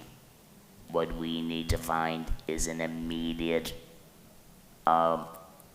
Band-Aid cure. What do we do when we open the doors? Because the minute the doors are open, the problems will begin and only will intensify with the weather when winter comes. Now, if the Buckley garage can be used for teachers and shuttle them back and forth, that may resolve the issue for at least maybe the year and give you time to find a resolve. But something needs to be done. The can no longer be kicked down the street. It's been kicked for 2.5 years and everyone keeps on saying, let's talk about it. No, let's stop talking. Let's do something about it. And the frustration within the neighborhood is profound, and that's all basically what we need to say at this point.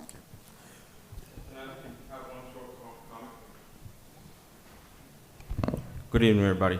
I own a property at my name is Pedro Calcano. I own a property at 9 Courier Street. We actually lost that house to a fire in 2011. And back then, there were only a few vehicles on the street. Right now, there's so many cars that even I have a difficult time in my personal vehicle getting up the street. Imagine trying to get a fire engine up that road. It's gonna be impossible. I have an elderly father who had already had 4 heart attacks. How is an ambulance gonna get up that road if the parking situation is not resolved? You have people parking at the end of the street, and they're always there. You can't get up the street. When winter comes, this is going to be an absolute disaster. We need to start coming up with a solution. And I do appreciate that the school was built.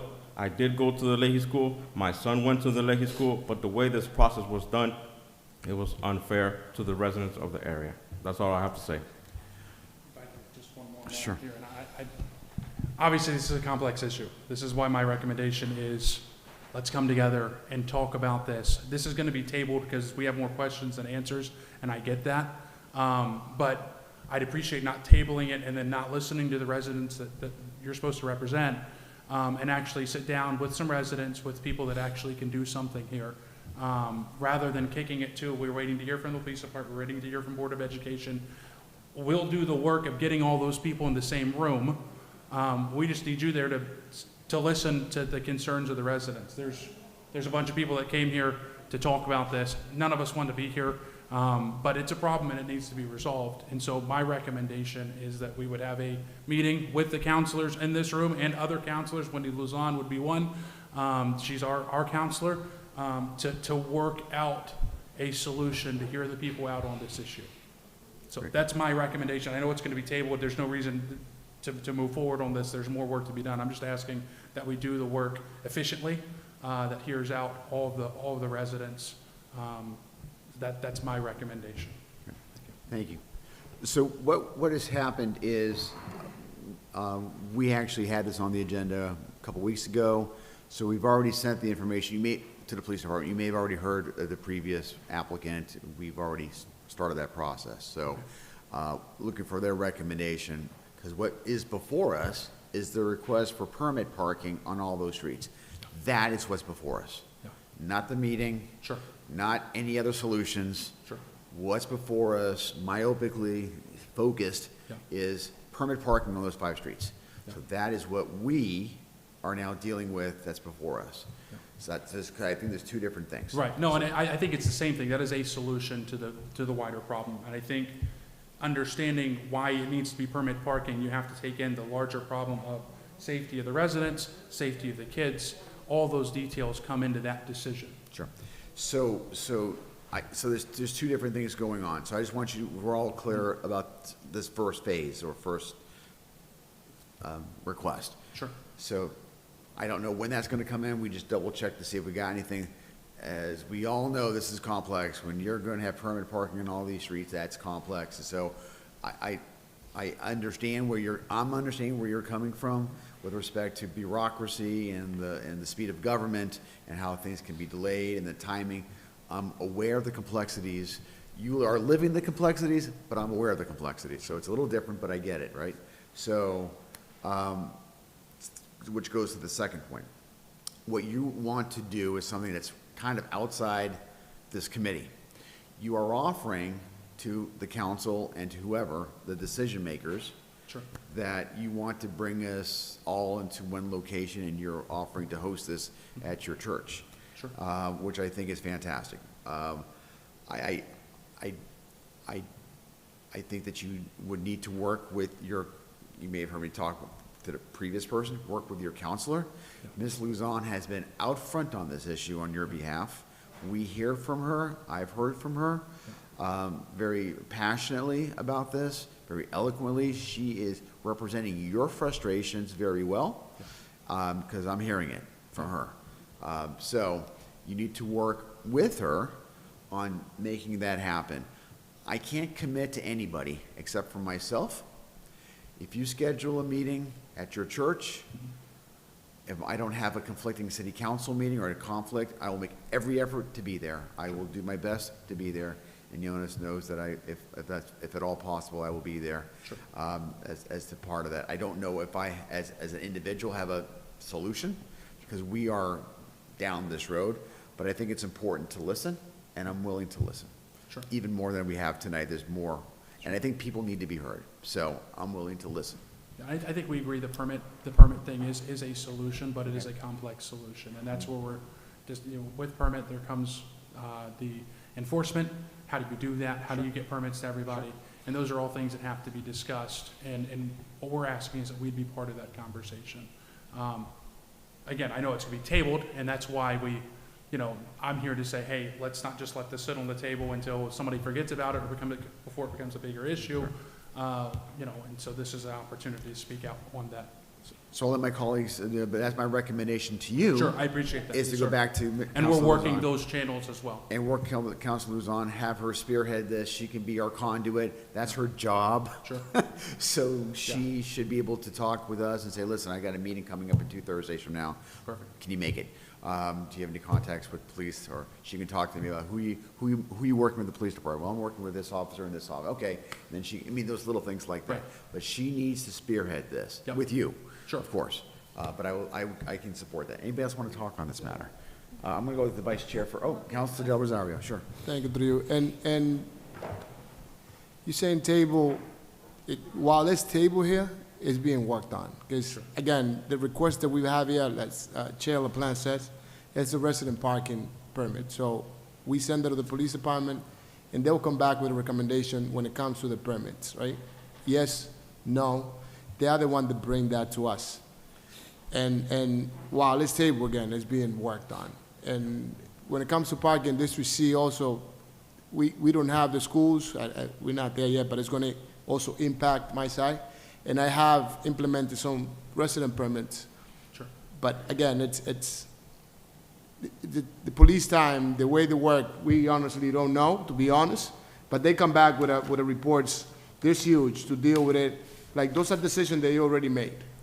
Of petitioners, like resident parking and also handicap parking, decision they already made, they bring it to us, and then we make the determination.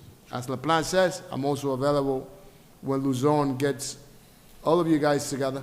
Luzon is the one, we cannot, decide when we're gonna go. She could be the one getting all this together with you. Sure. And if I'm available, we'll be there. And we'll bring engineering if they're available, and also the police department. But in the meantime, this is being worked on. I don't want you guys to think that it's not.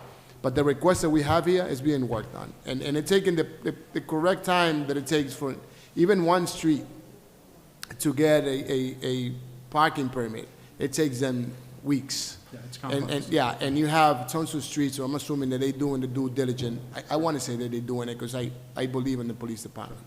So while this table here is being worked on, and in the meantime, again, connect with Wendy and have Wendy do all this. We had a conversation with the superintendent once they were here. Wendy was very voice about it. They say they're also looking for a solution at the school department when we were here. So, but at the end, I think we all coming together in the room will bring more answers to you guys and maybe more options for us to see. I mean, I never thought of a shuttle service. It never crossed my mind. Shuttle service from Buckley Garage, to me, is great. Teachers could park there, we drive them over. So those ideas, we can all together, or in line, maybe the school department, and they'll say, we'll put the money to do the shuttle service. But definitely work with Wendy, and I'll be there if I'm available. Councilor LaPlante said he would be there. And I know Councilor Larch will be there if we're available. So definitely a good idea to be all together. But I mean, don't feel that table here is not being worked. I promise you it's being worked at the request that we have here. Right. All the new ideas that you guys have, that will be the greatest idea ever, they're not here. We're just dealing with the resident parking only. Right. And it's being worked on at this point. You want to say something, Councilor? Okay. No, I want to echo with my colleague. I want to mention when we have something table, it's not mean we're not focusing on that. It's waiting for the result, but what you mentioned, you planning to have a resident community meeting. I love to be there. Also, I would love to invite some department to moving forward the conversation to understand more better what is the process, and what solution we can find it. So we are so happy to be there, and also to support, to invite some department to moving forward this conversation. I thank you for your time, and I look forward to that meeting. So unless there's something else, we're going to wrap this up unless there's something urgent you want to say. Okay, sure. Go ahead. I don't want to get caught on legalities. It's not that we're in love with resident parking stickers. That's not the issue. That was an attempt to rally the neighbors to say, here is a possibility. If that does not function with a recommendation by the traffic department and everything else, first of all, it's a headache already. So it's not like we're trying to alleviate headache. We already have the headache. Now we just don't want to compound it. So don't get caught on the legality about the stickers. The major question is a resolution for the teachers and shuttling them, doing something, appropriate more money by the state, building a garage in their neighborhood, taking over immigrant place and making it an immigrant parking lot. Whatever it is, something needs to be done, and it should have been started 2.5 years ago when we voiced this the first time. And on that, I think that's the clarity of the point. Sure. There's a gentleman in the back who wishes to speak. If you have something brief you want to mention.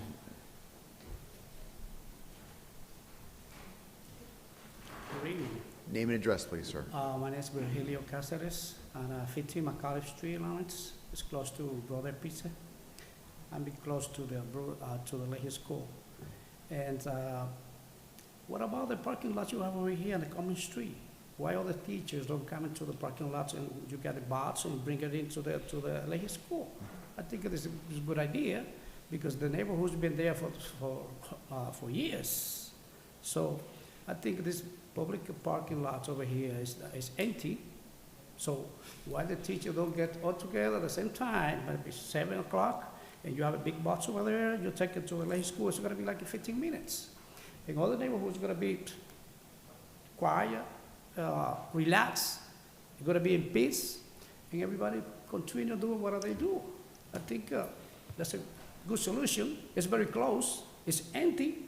I think it doesn't belong to the city, so I think that's one solution.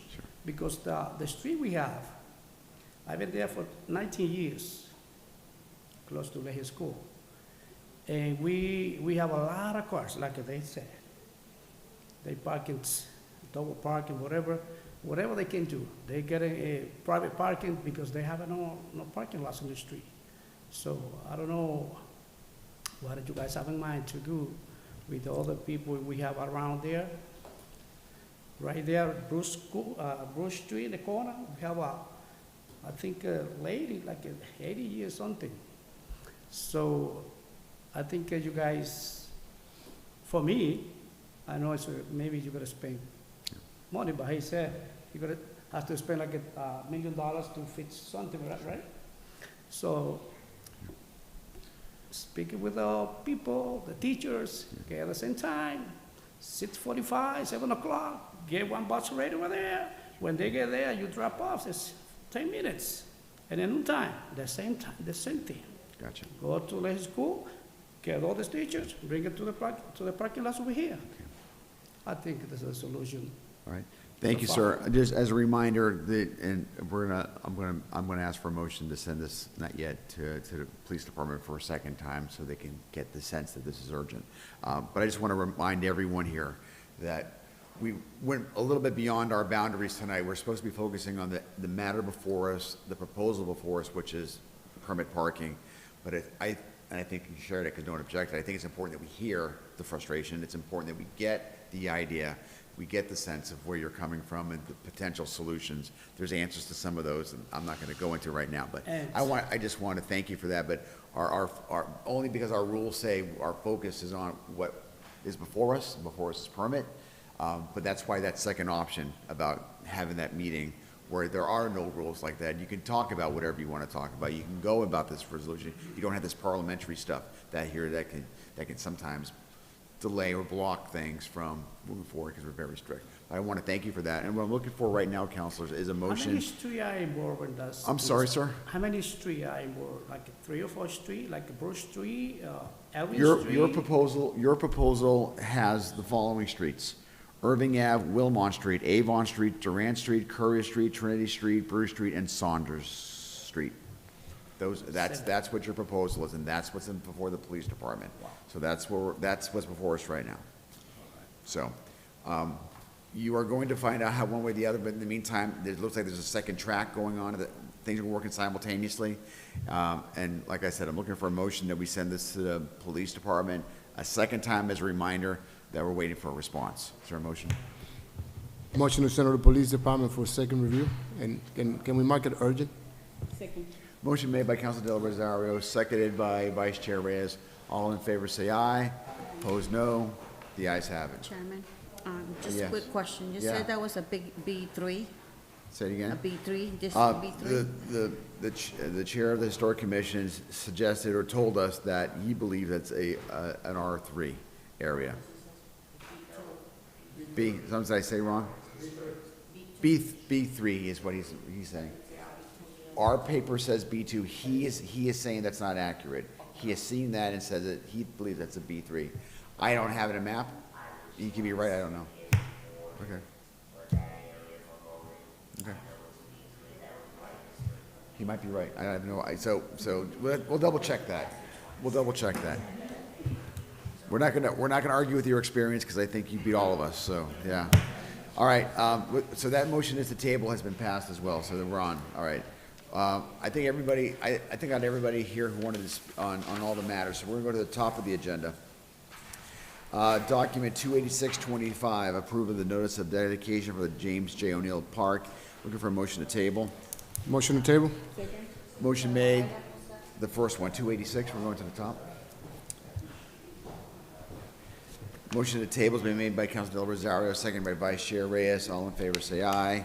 Opposed, no. The ayes have it. Next is a document 28725, home rule petition to allow Article 97 legislative protection for a parcel of land identified as the James J. O'Neill Park. I'm looking for a motion to table that. Motion to table? Second. Motion made by Council Del Rosario, second by Vice Chair Reyes. All in favor, say aye. Aye. Opposed, no. The ayes have it. Handicap parking at 28 Springfield Street. I placed this on at the request of a constituent, looking to send that to the police department for their review. Motion to send to police department for review? Second. Motion made by Council Del Rosario, second by Vice Chair Reyes. In discussion? See none, I'll call the question. All in favor, say aye. Aye. Opposed, no. The ayes have it. Next is 28925, handicap parking, 3 Bigelow Street. This was looking for a motion to send this to the police department. Motion to send to the police department for review? Second. Motion made by Council Del Rosario, second by Vice Chair Reyes. Discussion? See none, I'll call the question. All in favor, say aye. Aye. Opposed, no. The ayes have it. Next is 29025, handicap parking at 10 Hemlock Street. Looking for a motion. Motion to send to the police department for review? Second. Motion made by Council Del Rosario, second by Vice Chair Reyes. Discussion. See no discussion, I'll call the question. All in favor, say aye. Aye. Opposed, no. The ayes have it. Next is document 29125, remove or modify. Let's take a look at that. The no parking signage. Hold on.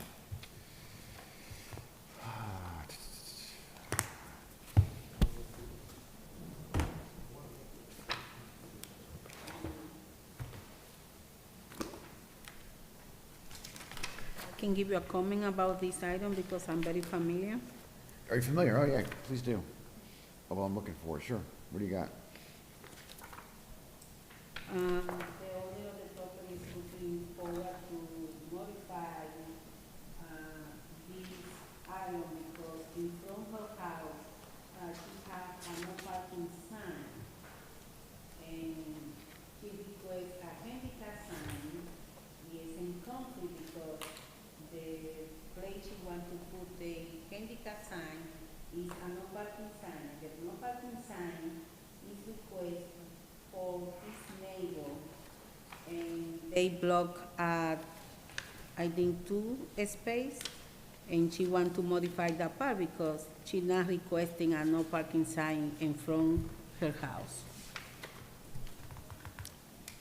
Okay, so she wants to remove the no parking sign and have a handicap parking sign in its place?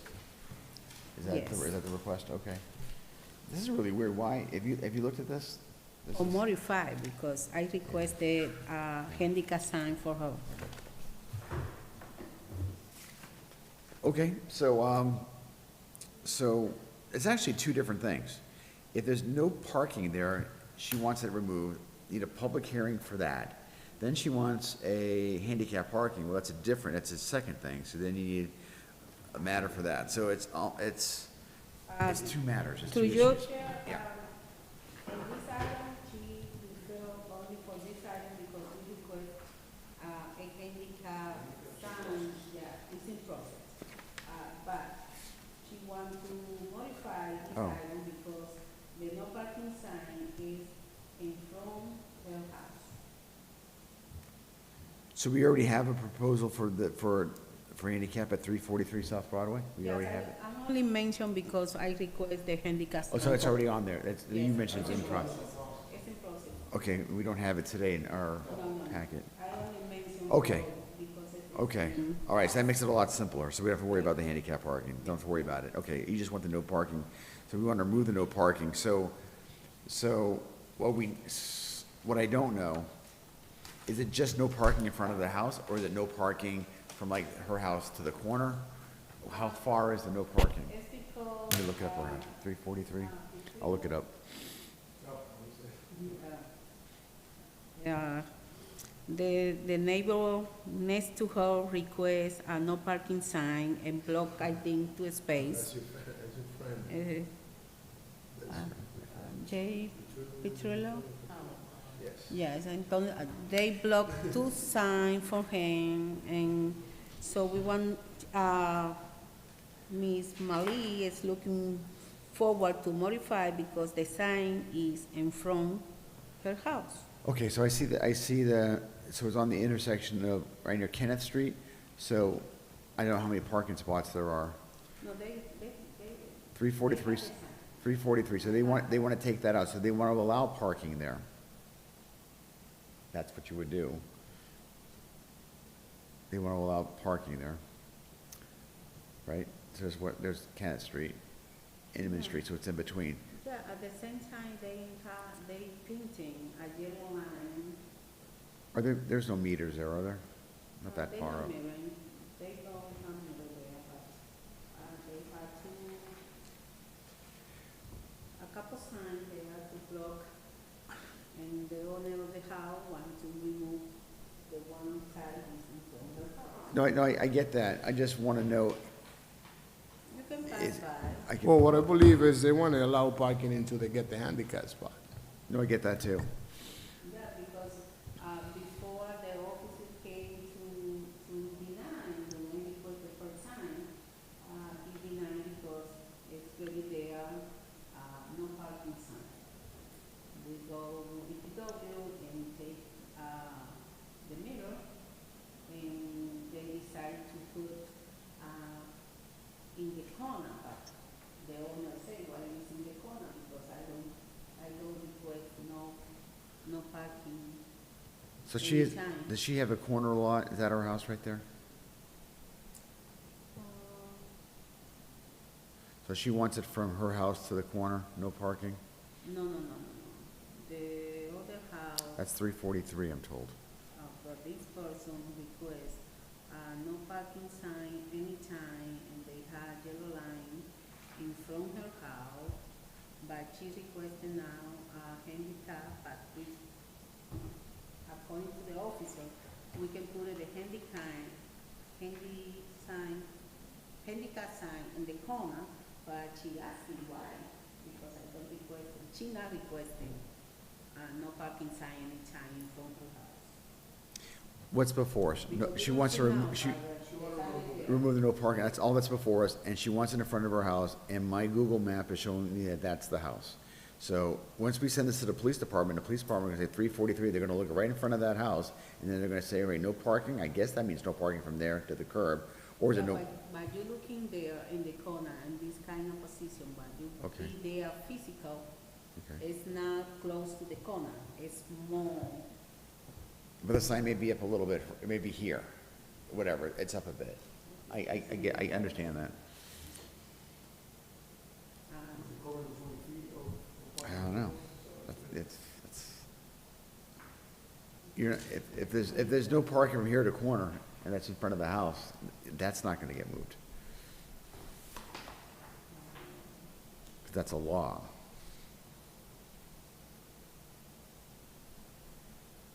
I mean, we can send it to the police department for their review. I mean, that's ultimately, yeah. And then come back to us with more detail. Do you want to do that, Counselor? Motion to send to the police department for review. second. Motion made by Counselor Del Brazaro, second by Vice Chair Reyes. Discussion. Seeing none, I'll call the question. All in favor, say aye. Aye. Opposed, no. The ayes have it. So that's police department for review. Got it. All right. I think that's it for the new business. Let's just go through these if we can. We don't have the police here, but maybe we can just deal with it. Let's take a look.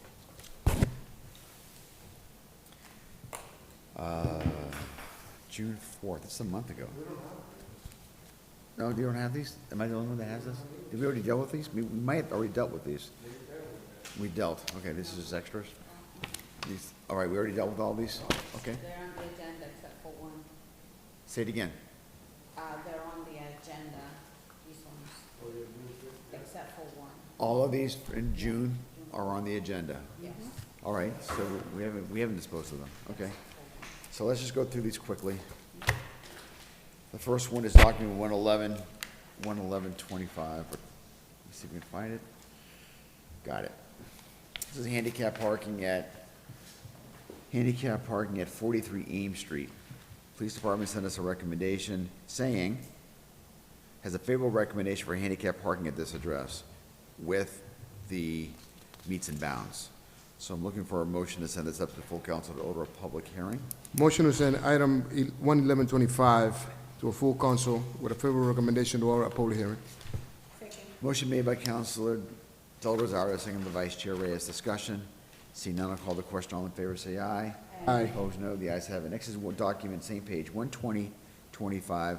This is for 15-minute parking, Holly Street. Now, I'm going to read this or get to it, but I also think on something like this, we've also asked DPW, I think, for it.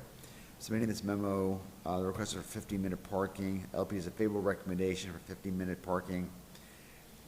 They spoke to the Martinez. They're trying to stop residents who live on the street to stop from parking in front of his business. There's room for only one vehicle. Sign should be placed. Now, remind me, councilors, when we see 15-minute parking, have we typically been sending it just to the police department, or have we been sending it also to DPW? We send it to the police department, and I remember having the conversation when they denied this, and I said to go back, because there's only 2 houses on that spare of the streets. Okay. So, and what the gentleman on that auto shop is looking for is even for his customers to go in and out, right? Because it's right in front of his business where he wants the 15 minutes. But it's 2 houses in that street, Okay. in that entire street of that part of Holly Street. And that's why it came back, now it has a favorable recommendation on it, regardless if it says, well, not regardless, but if it says that this is the second time that the police do this, because the first time it came in as a denial. And now when I talked to the officer, I said, but who lives there? It's 2 houses, one in the corner, and they both have parking. Okay. All right, so the request here is to be placed in front of the business. The sign should be placed directly in front of the business front door and garage door. So I'm looking for a motion. Motion to send to a full council with favorable recommendation or a public hearing. Motion made. Second, and all in favor say aye. Aye. Opposed, no. The ayes have it. Next is document 225. Thank you. Very bottom. This is 30-minute parking between Winter Street and Oxford Street. Favorable recommendation. At this time, there are several different signs showing different parking times in front of the businesses at a set uniform time. Would eliminate any questions about the time. Okay. So that's fascinating.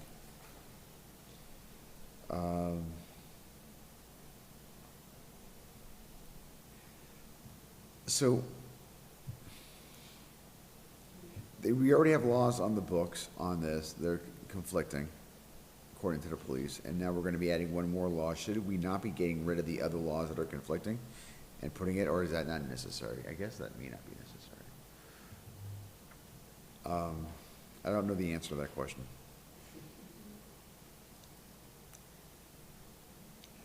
We could send this up to the full council, order a public hearing, and send it to the city attorney simultaneously to get his opinion as to whether or not there needs to be any further actions regarding the conflict. I'm just thinking out loud. Motion to send to a full council to order public hearing, and also send it to the city attorney for advice on the law. On the potential conflict. Motion made by Councilor Del Rosario, second by Vice Chair Reyes. All in favor say aye. Opposed, no. The ayes have it. 21625. Yep, thank you. Remove handicap parking. Crescent Street. Okay. This is a request for handicap parking. The Lawrence is requesting more information from the petitioner or the city regarding the ordinance. I would,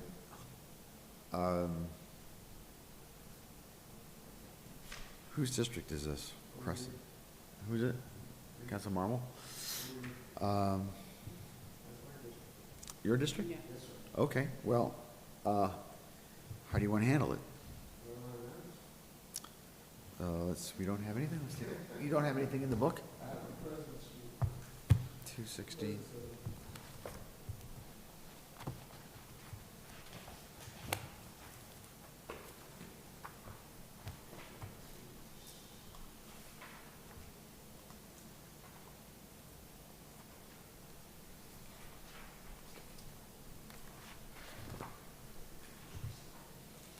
So, the gentleman lives at 531, 533 Haverhill Street. That's the corner of Crescent and Haverhill. Yeah, do you want me to rip this thing out? Because I'm not gonna use it anymore.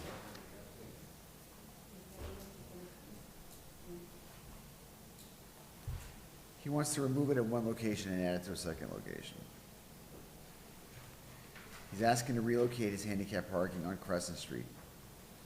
So we remove it from Crescent Street, but then it says added on Crescent Street, which. Want to continue to table it? What's that? It's related with 217. You used 25 on the agenda. So you look at both the next one too. Right, no. Yeah, that makes sense, but it doesn't say where. Yeah, I see it. Oh, it's the second one? Yeah, Oh. 1725. But it says the same thing. Yeah. So there's, and I get, and just by looking at this, I get the confusion. It says, it has the same thing, so, you can send something to the council president, or, I mean, it's up to you, it's your district counselor, so. Do you want to table both? All right, we're looking at table document 21625, is there a motion? So move. Motion made, second, all in favor, say aye. The ayes have it. Looking for a motion to table document 21725. Motion to table. Second. Motion made and seconded, all in favor, say aye. Aye. Opposed, no, the ayes have it. Next, 218. Handicap parking at Floral Street, 66, has an unfavorable recommendation for handicap parking. Based on the photos from Google Maps and from observing the address in person, there is room for motor vehicles to park within a few feet of their front door and side door to the building. Handicap parking signage in the street would cause the person to almost double or triple their distance they have to walk to gain access to their entrance.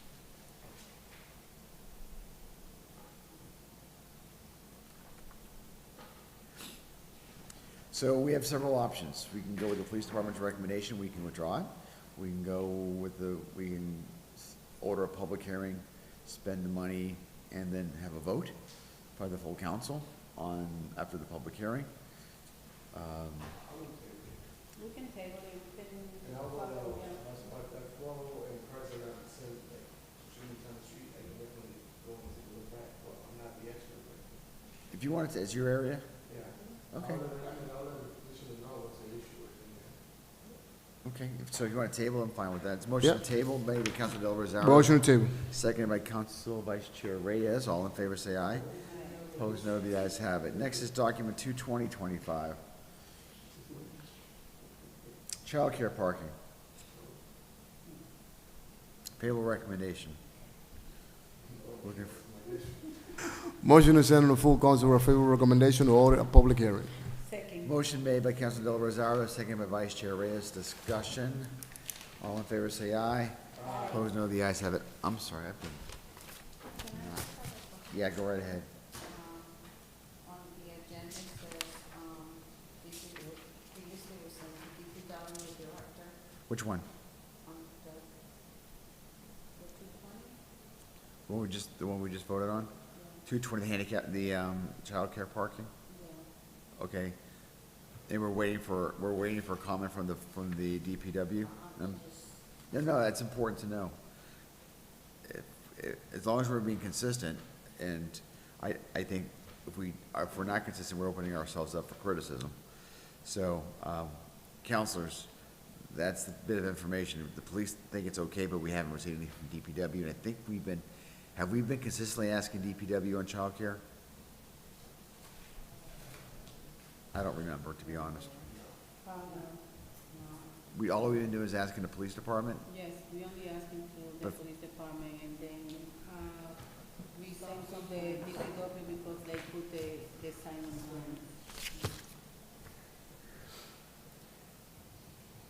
the. Okay, so we're just gonna stick with this?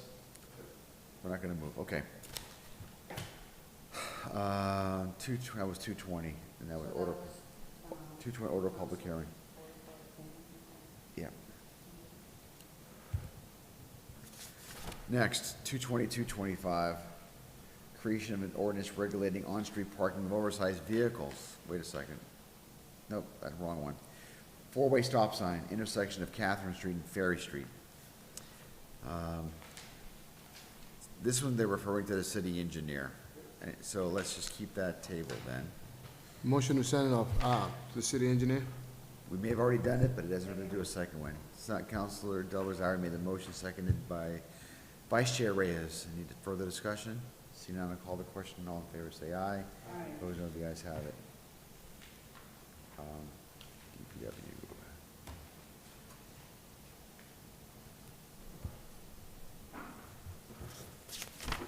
22325.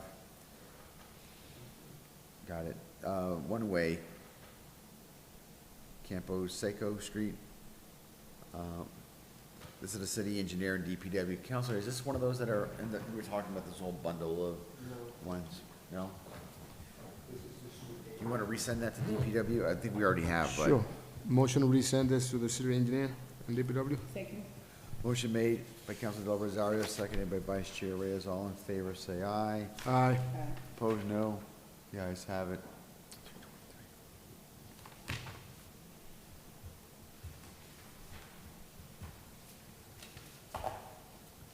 Next is document 24725, stop sign to be placed on Bennett and Medford. LPD is a favorable recommendation for the placement of a stop sign at the corner of Bennett and Medford. Sign should be placed at the southeast corner, so I guess that's green light on the stop sign. I just can't keep this clear. Is that for DPW as well, or did we just send this to the police? Yes. This is a police response. We also send it to DPW or no? No? Okay. Okay, looking for a motion. Motion to send a full council order public hearing. Second. Motion made by Councilor Del Rosario, seconded by Vice Chair Reyes. All in favor, say aye. Aye. Opposed, no. The ayes have it. 24825, stop sign on Bennett Street and Water Street. Favorable recommendation from the police department. Looking for a motion. Motion to send a full council for public hearing. Second. Motion made by Councilor Del Rosario, seconded by Vice Chair Reyes. Discussion. Seeing none, I'll call the question. All in favor, say aye. Aye. Opposed, no. The ayes have it. My batteries are draining. I'm losing energy. Okay. 24925, handicap parking on 11 Shore Street. Favorable recommendation, and they give the recommended locations as part of this police report. Looking for a motion. Motion to send a full council to order public hearing. Second. Motion made by Councilor Del Rosario, seconded by Vice Chair Reyes. Discussion.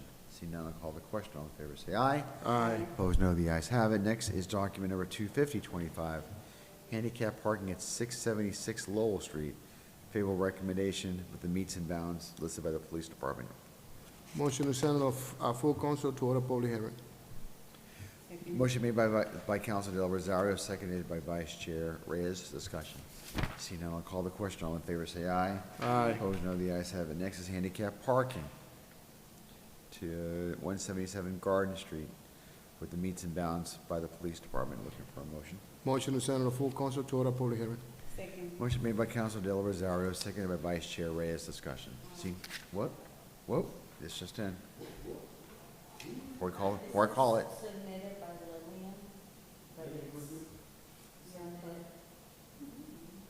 Finish your thought. What is it? It's, submitted by, on the top portion of, it said submitted by Lillian Guzman. that issue said by Councilor Reyes, Iselina Reyes, and Denicia Diaz. No, no, there's only one Reyes now. There's only one Reyes now. They make, and also, he put the wrong name in the item 250, that's 25, because, those items is from Lillian, no, the another one is from Michael Jenkington. How do you want to correct this? I mean, it's from the police department. Our agenda is correct, right? Yeah, what I And the police department is right. can send them in, just send them right now, yeah. What's that? Sure, you want to put that, yeah, that'd be helpful. Is that all right? Okay, there you go. Yep, yep. All in favor, say aye. Aye. Opposed, no. The ayes have it. 25225, 7 Packard Street. Favorable recommendation, meets and bounds are in the memo. Looking for a motion. Motion to send it to full council to order public hearing. Second. Motion made by Councilor Del Rosario, seconded by Vice Chair Reyes. Discussion. See now, I'll call the question. All in favor, say aye. Aye. Opposed, no. The ayes have it. Next is 25325. Handicap parking at 161 Saratoga Street. Received a favorable recommendation with the meets and bounds in the police department memo. Looking for a motion. Motion to send to full council to order public hearing. Second. Motion made by Councilor Del Rosario, seconded by Vice Chair Reyes. Discussion. See now, I'll call the question. All in favor, say aye. Opposed, no. The ayes have it. Next, 25425, handicap parking, 29 Woodland Street. Favorable recommendation from the police department. Looking for a motion. Motion to send to full council to order public hearing. Second. Motion made by Councilor Del Rosario, seconded by Vice Chair Reyes. Discussion. See no discussion, I'll call the question. All in favor, say aye. Opposed, no. The ayes have it. 19325.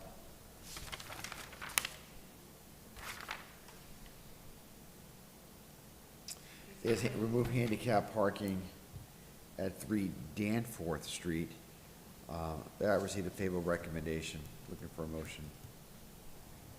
Do we need a public hearing? Motion to send to full council to order public hearing. Second. Motion made by Councilor Del Rosario, seconded by Vice Chair Reyes. Discussion. Seeing no discussion, I'll call the question. All in favor, say aye. Opposed, no. The ayes have it. 19425. I don't see that. I don't see that. I don't see that. I don't see that. Do we know what happened to that? Why it's not on our agenda? Do we know? I can check with Teresa tomorrow, but I didn't see on the agenda. Okay. Would you be so kind as to do that? I'll make a note of it. Okay, thank you. All right, councilors, I don't see anything else before us. You want to make a motion to adjourn? Motion to adjourn. Second. Motion made by Councilor Del Rosario, seconded by Vice Chair Reyes. All in favor, say aye. Aye. Opposed, no. The ayes have it.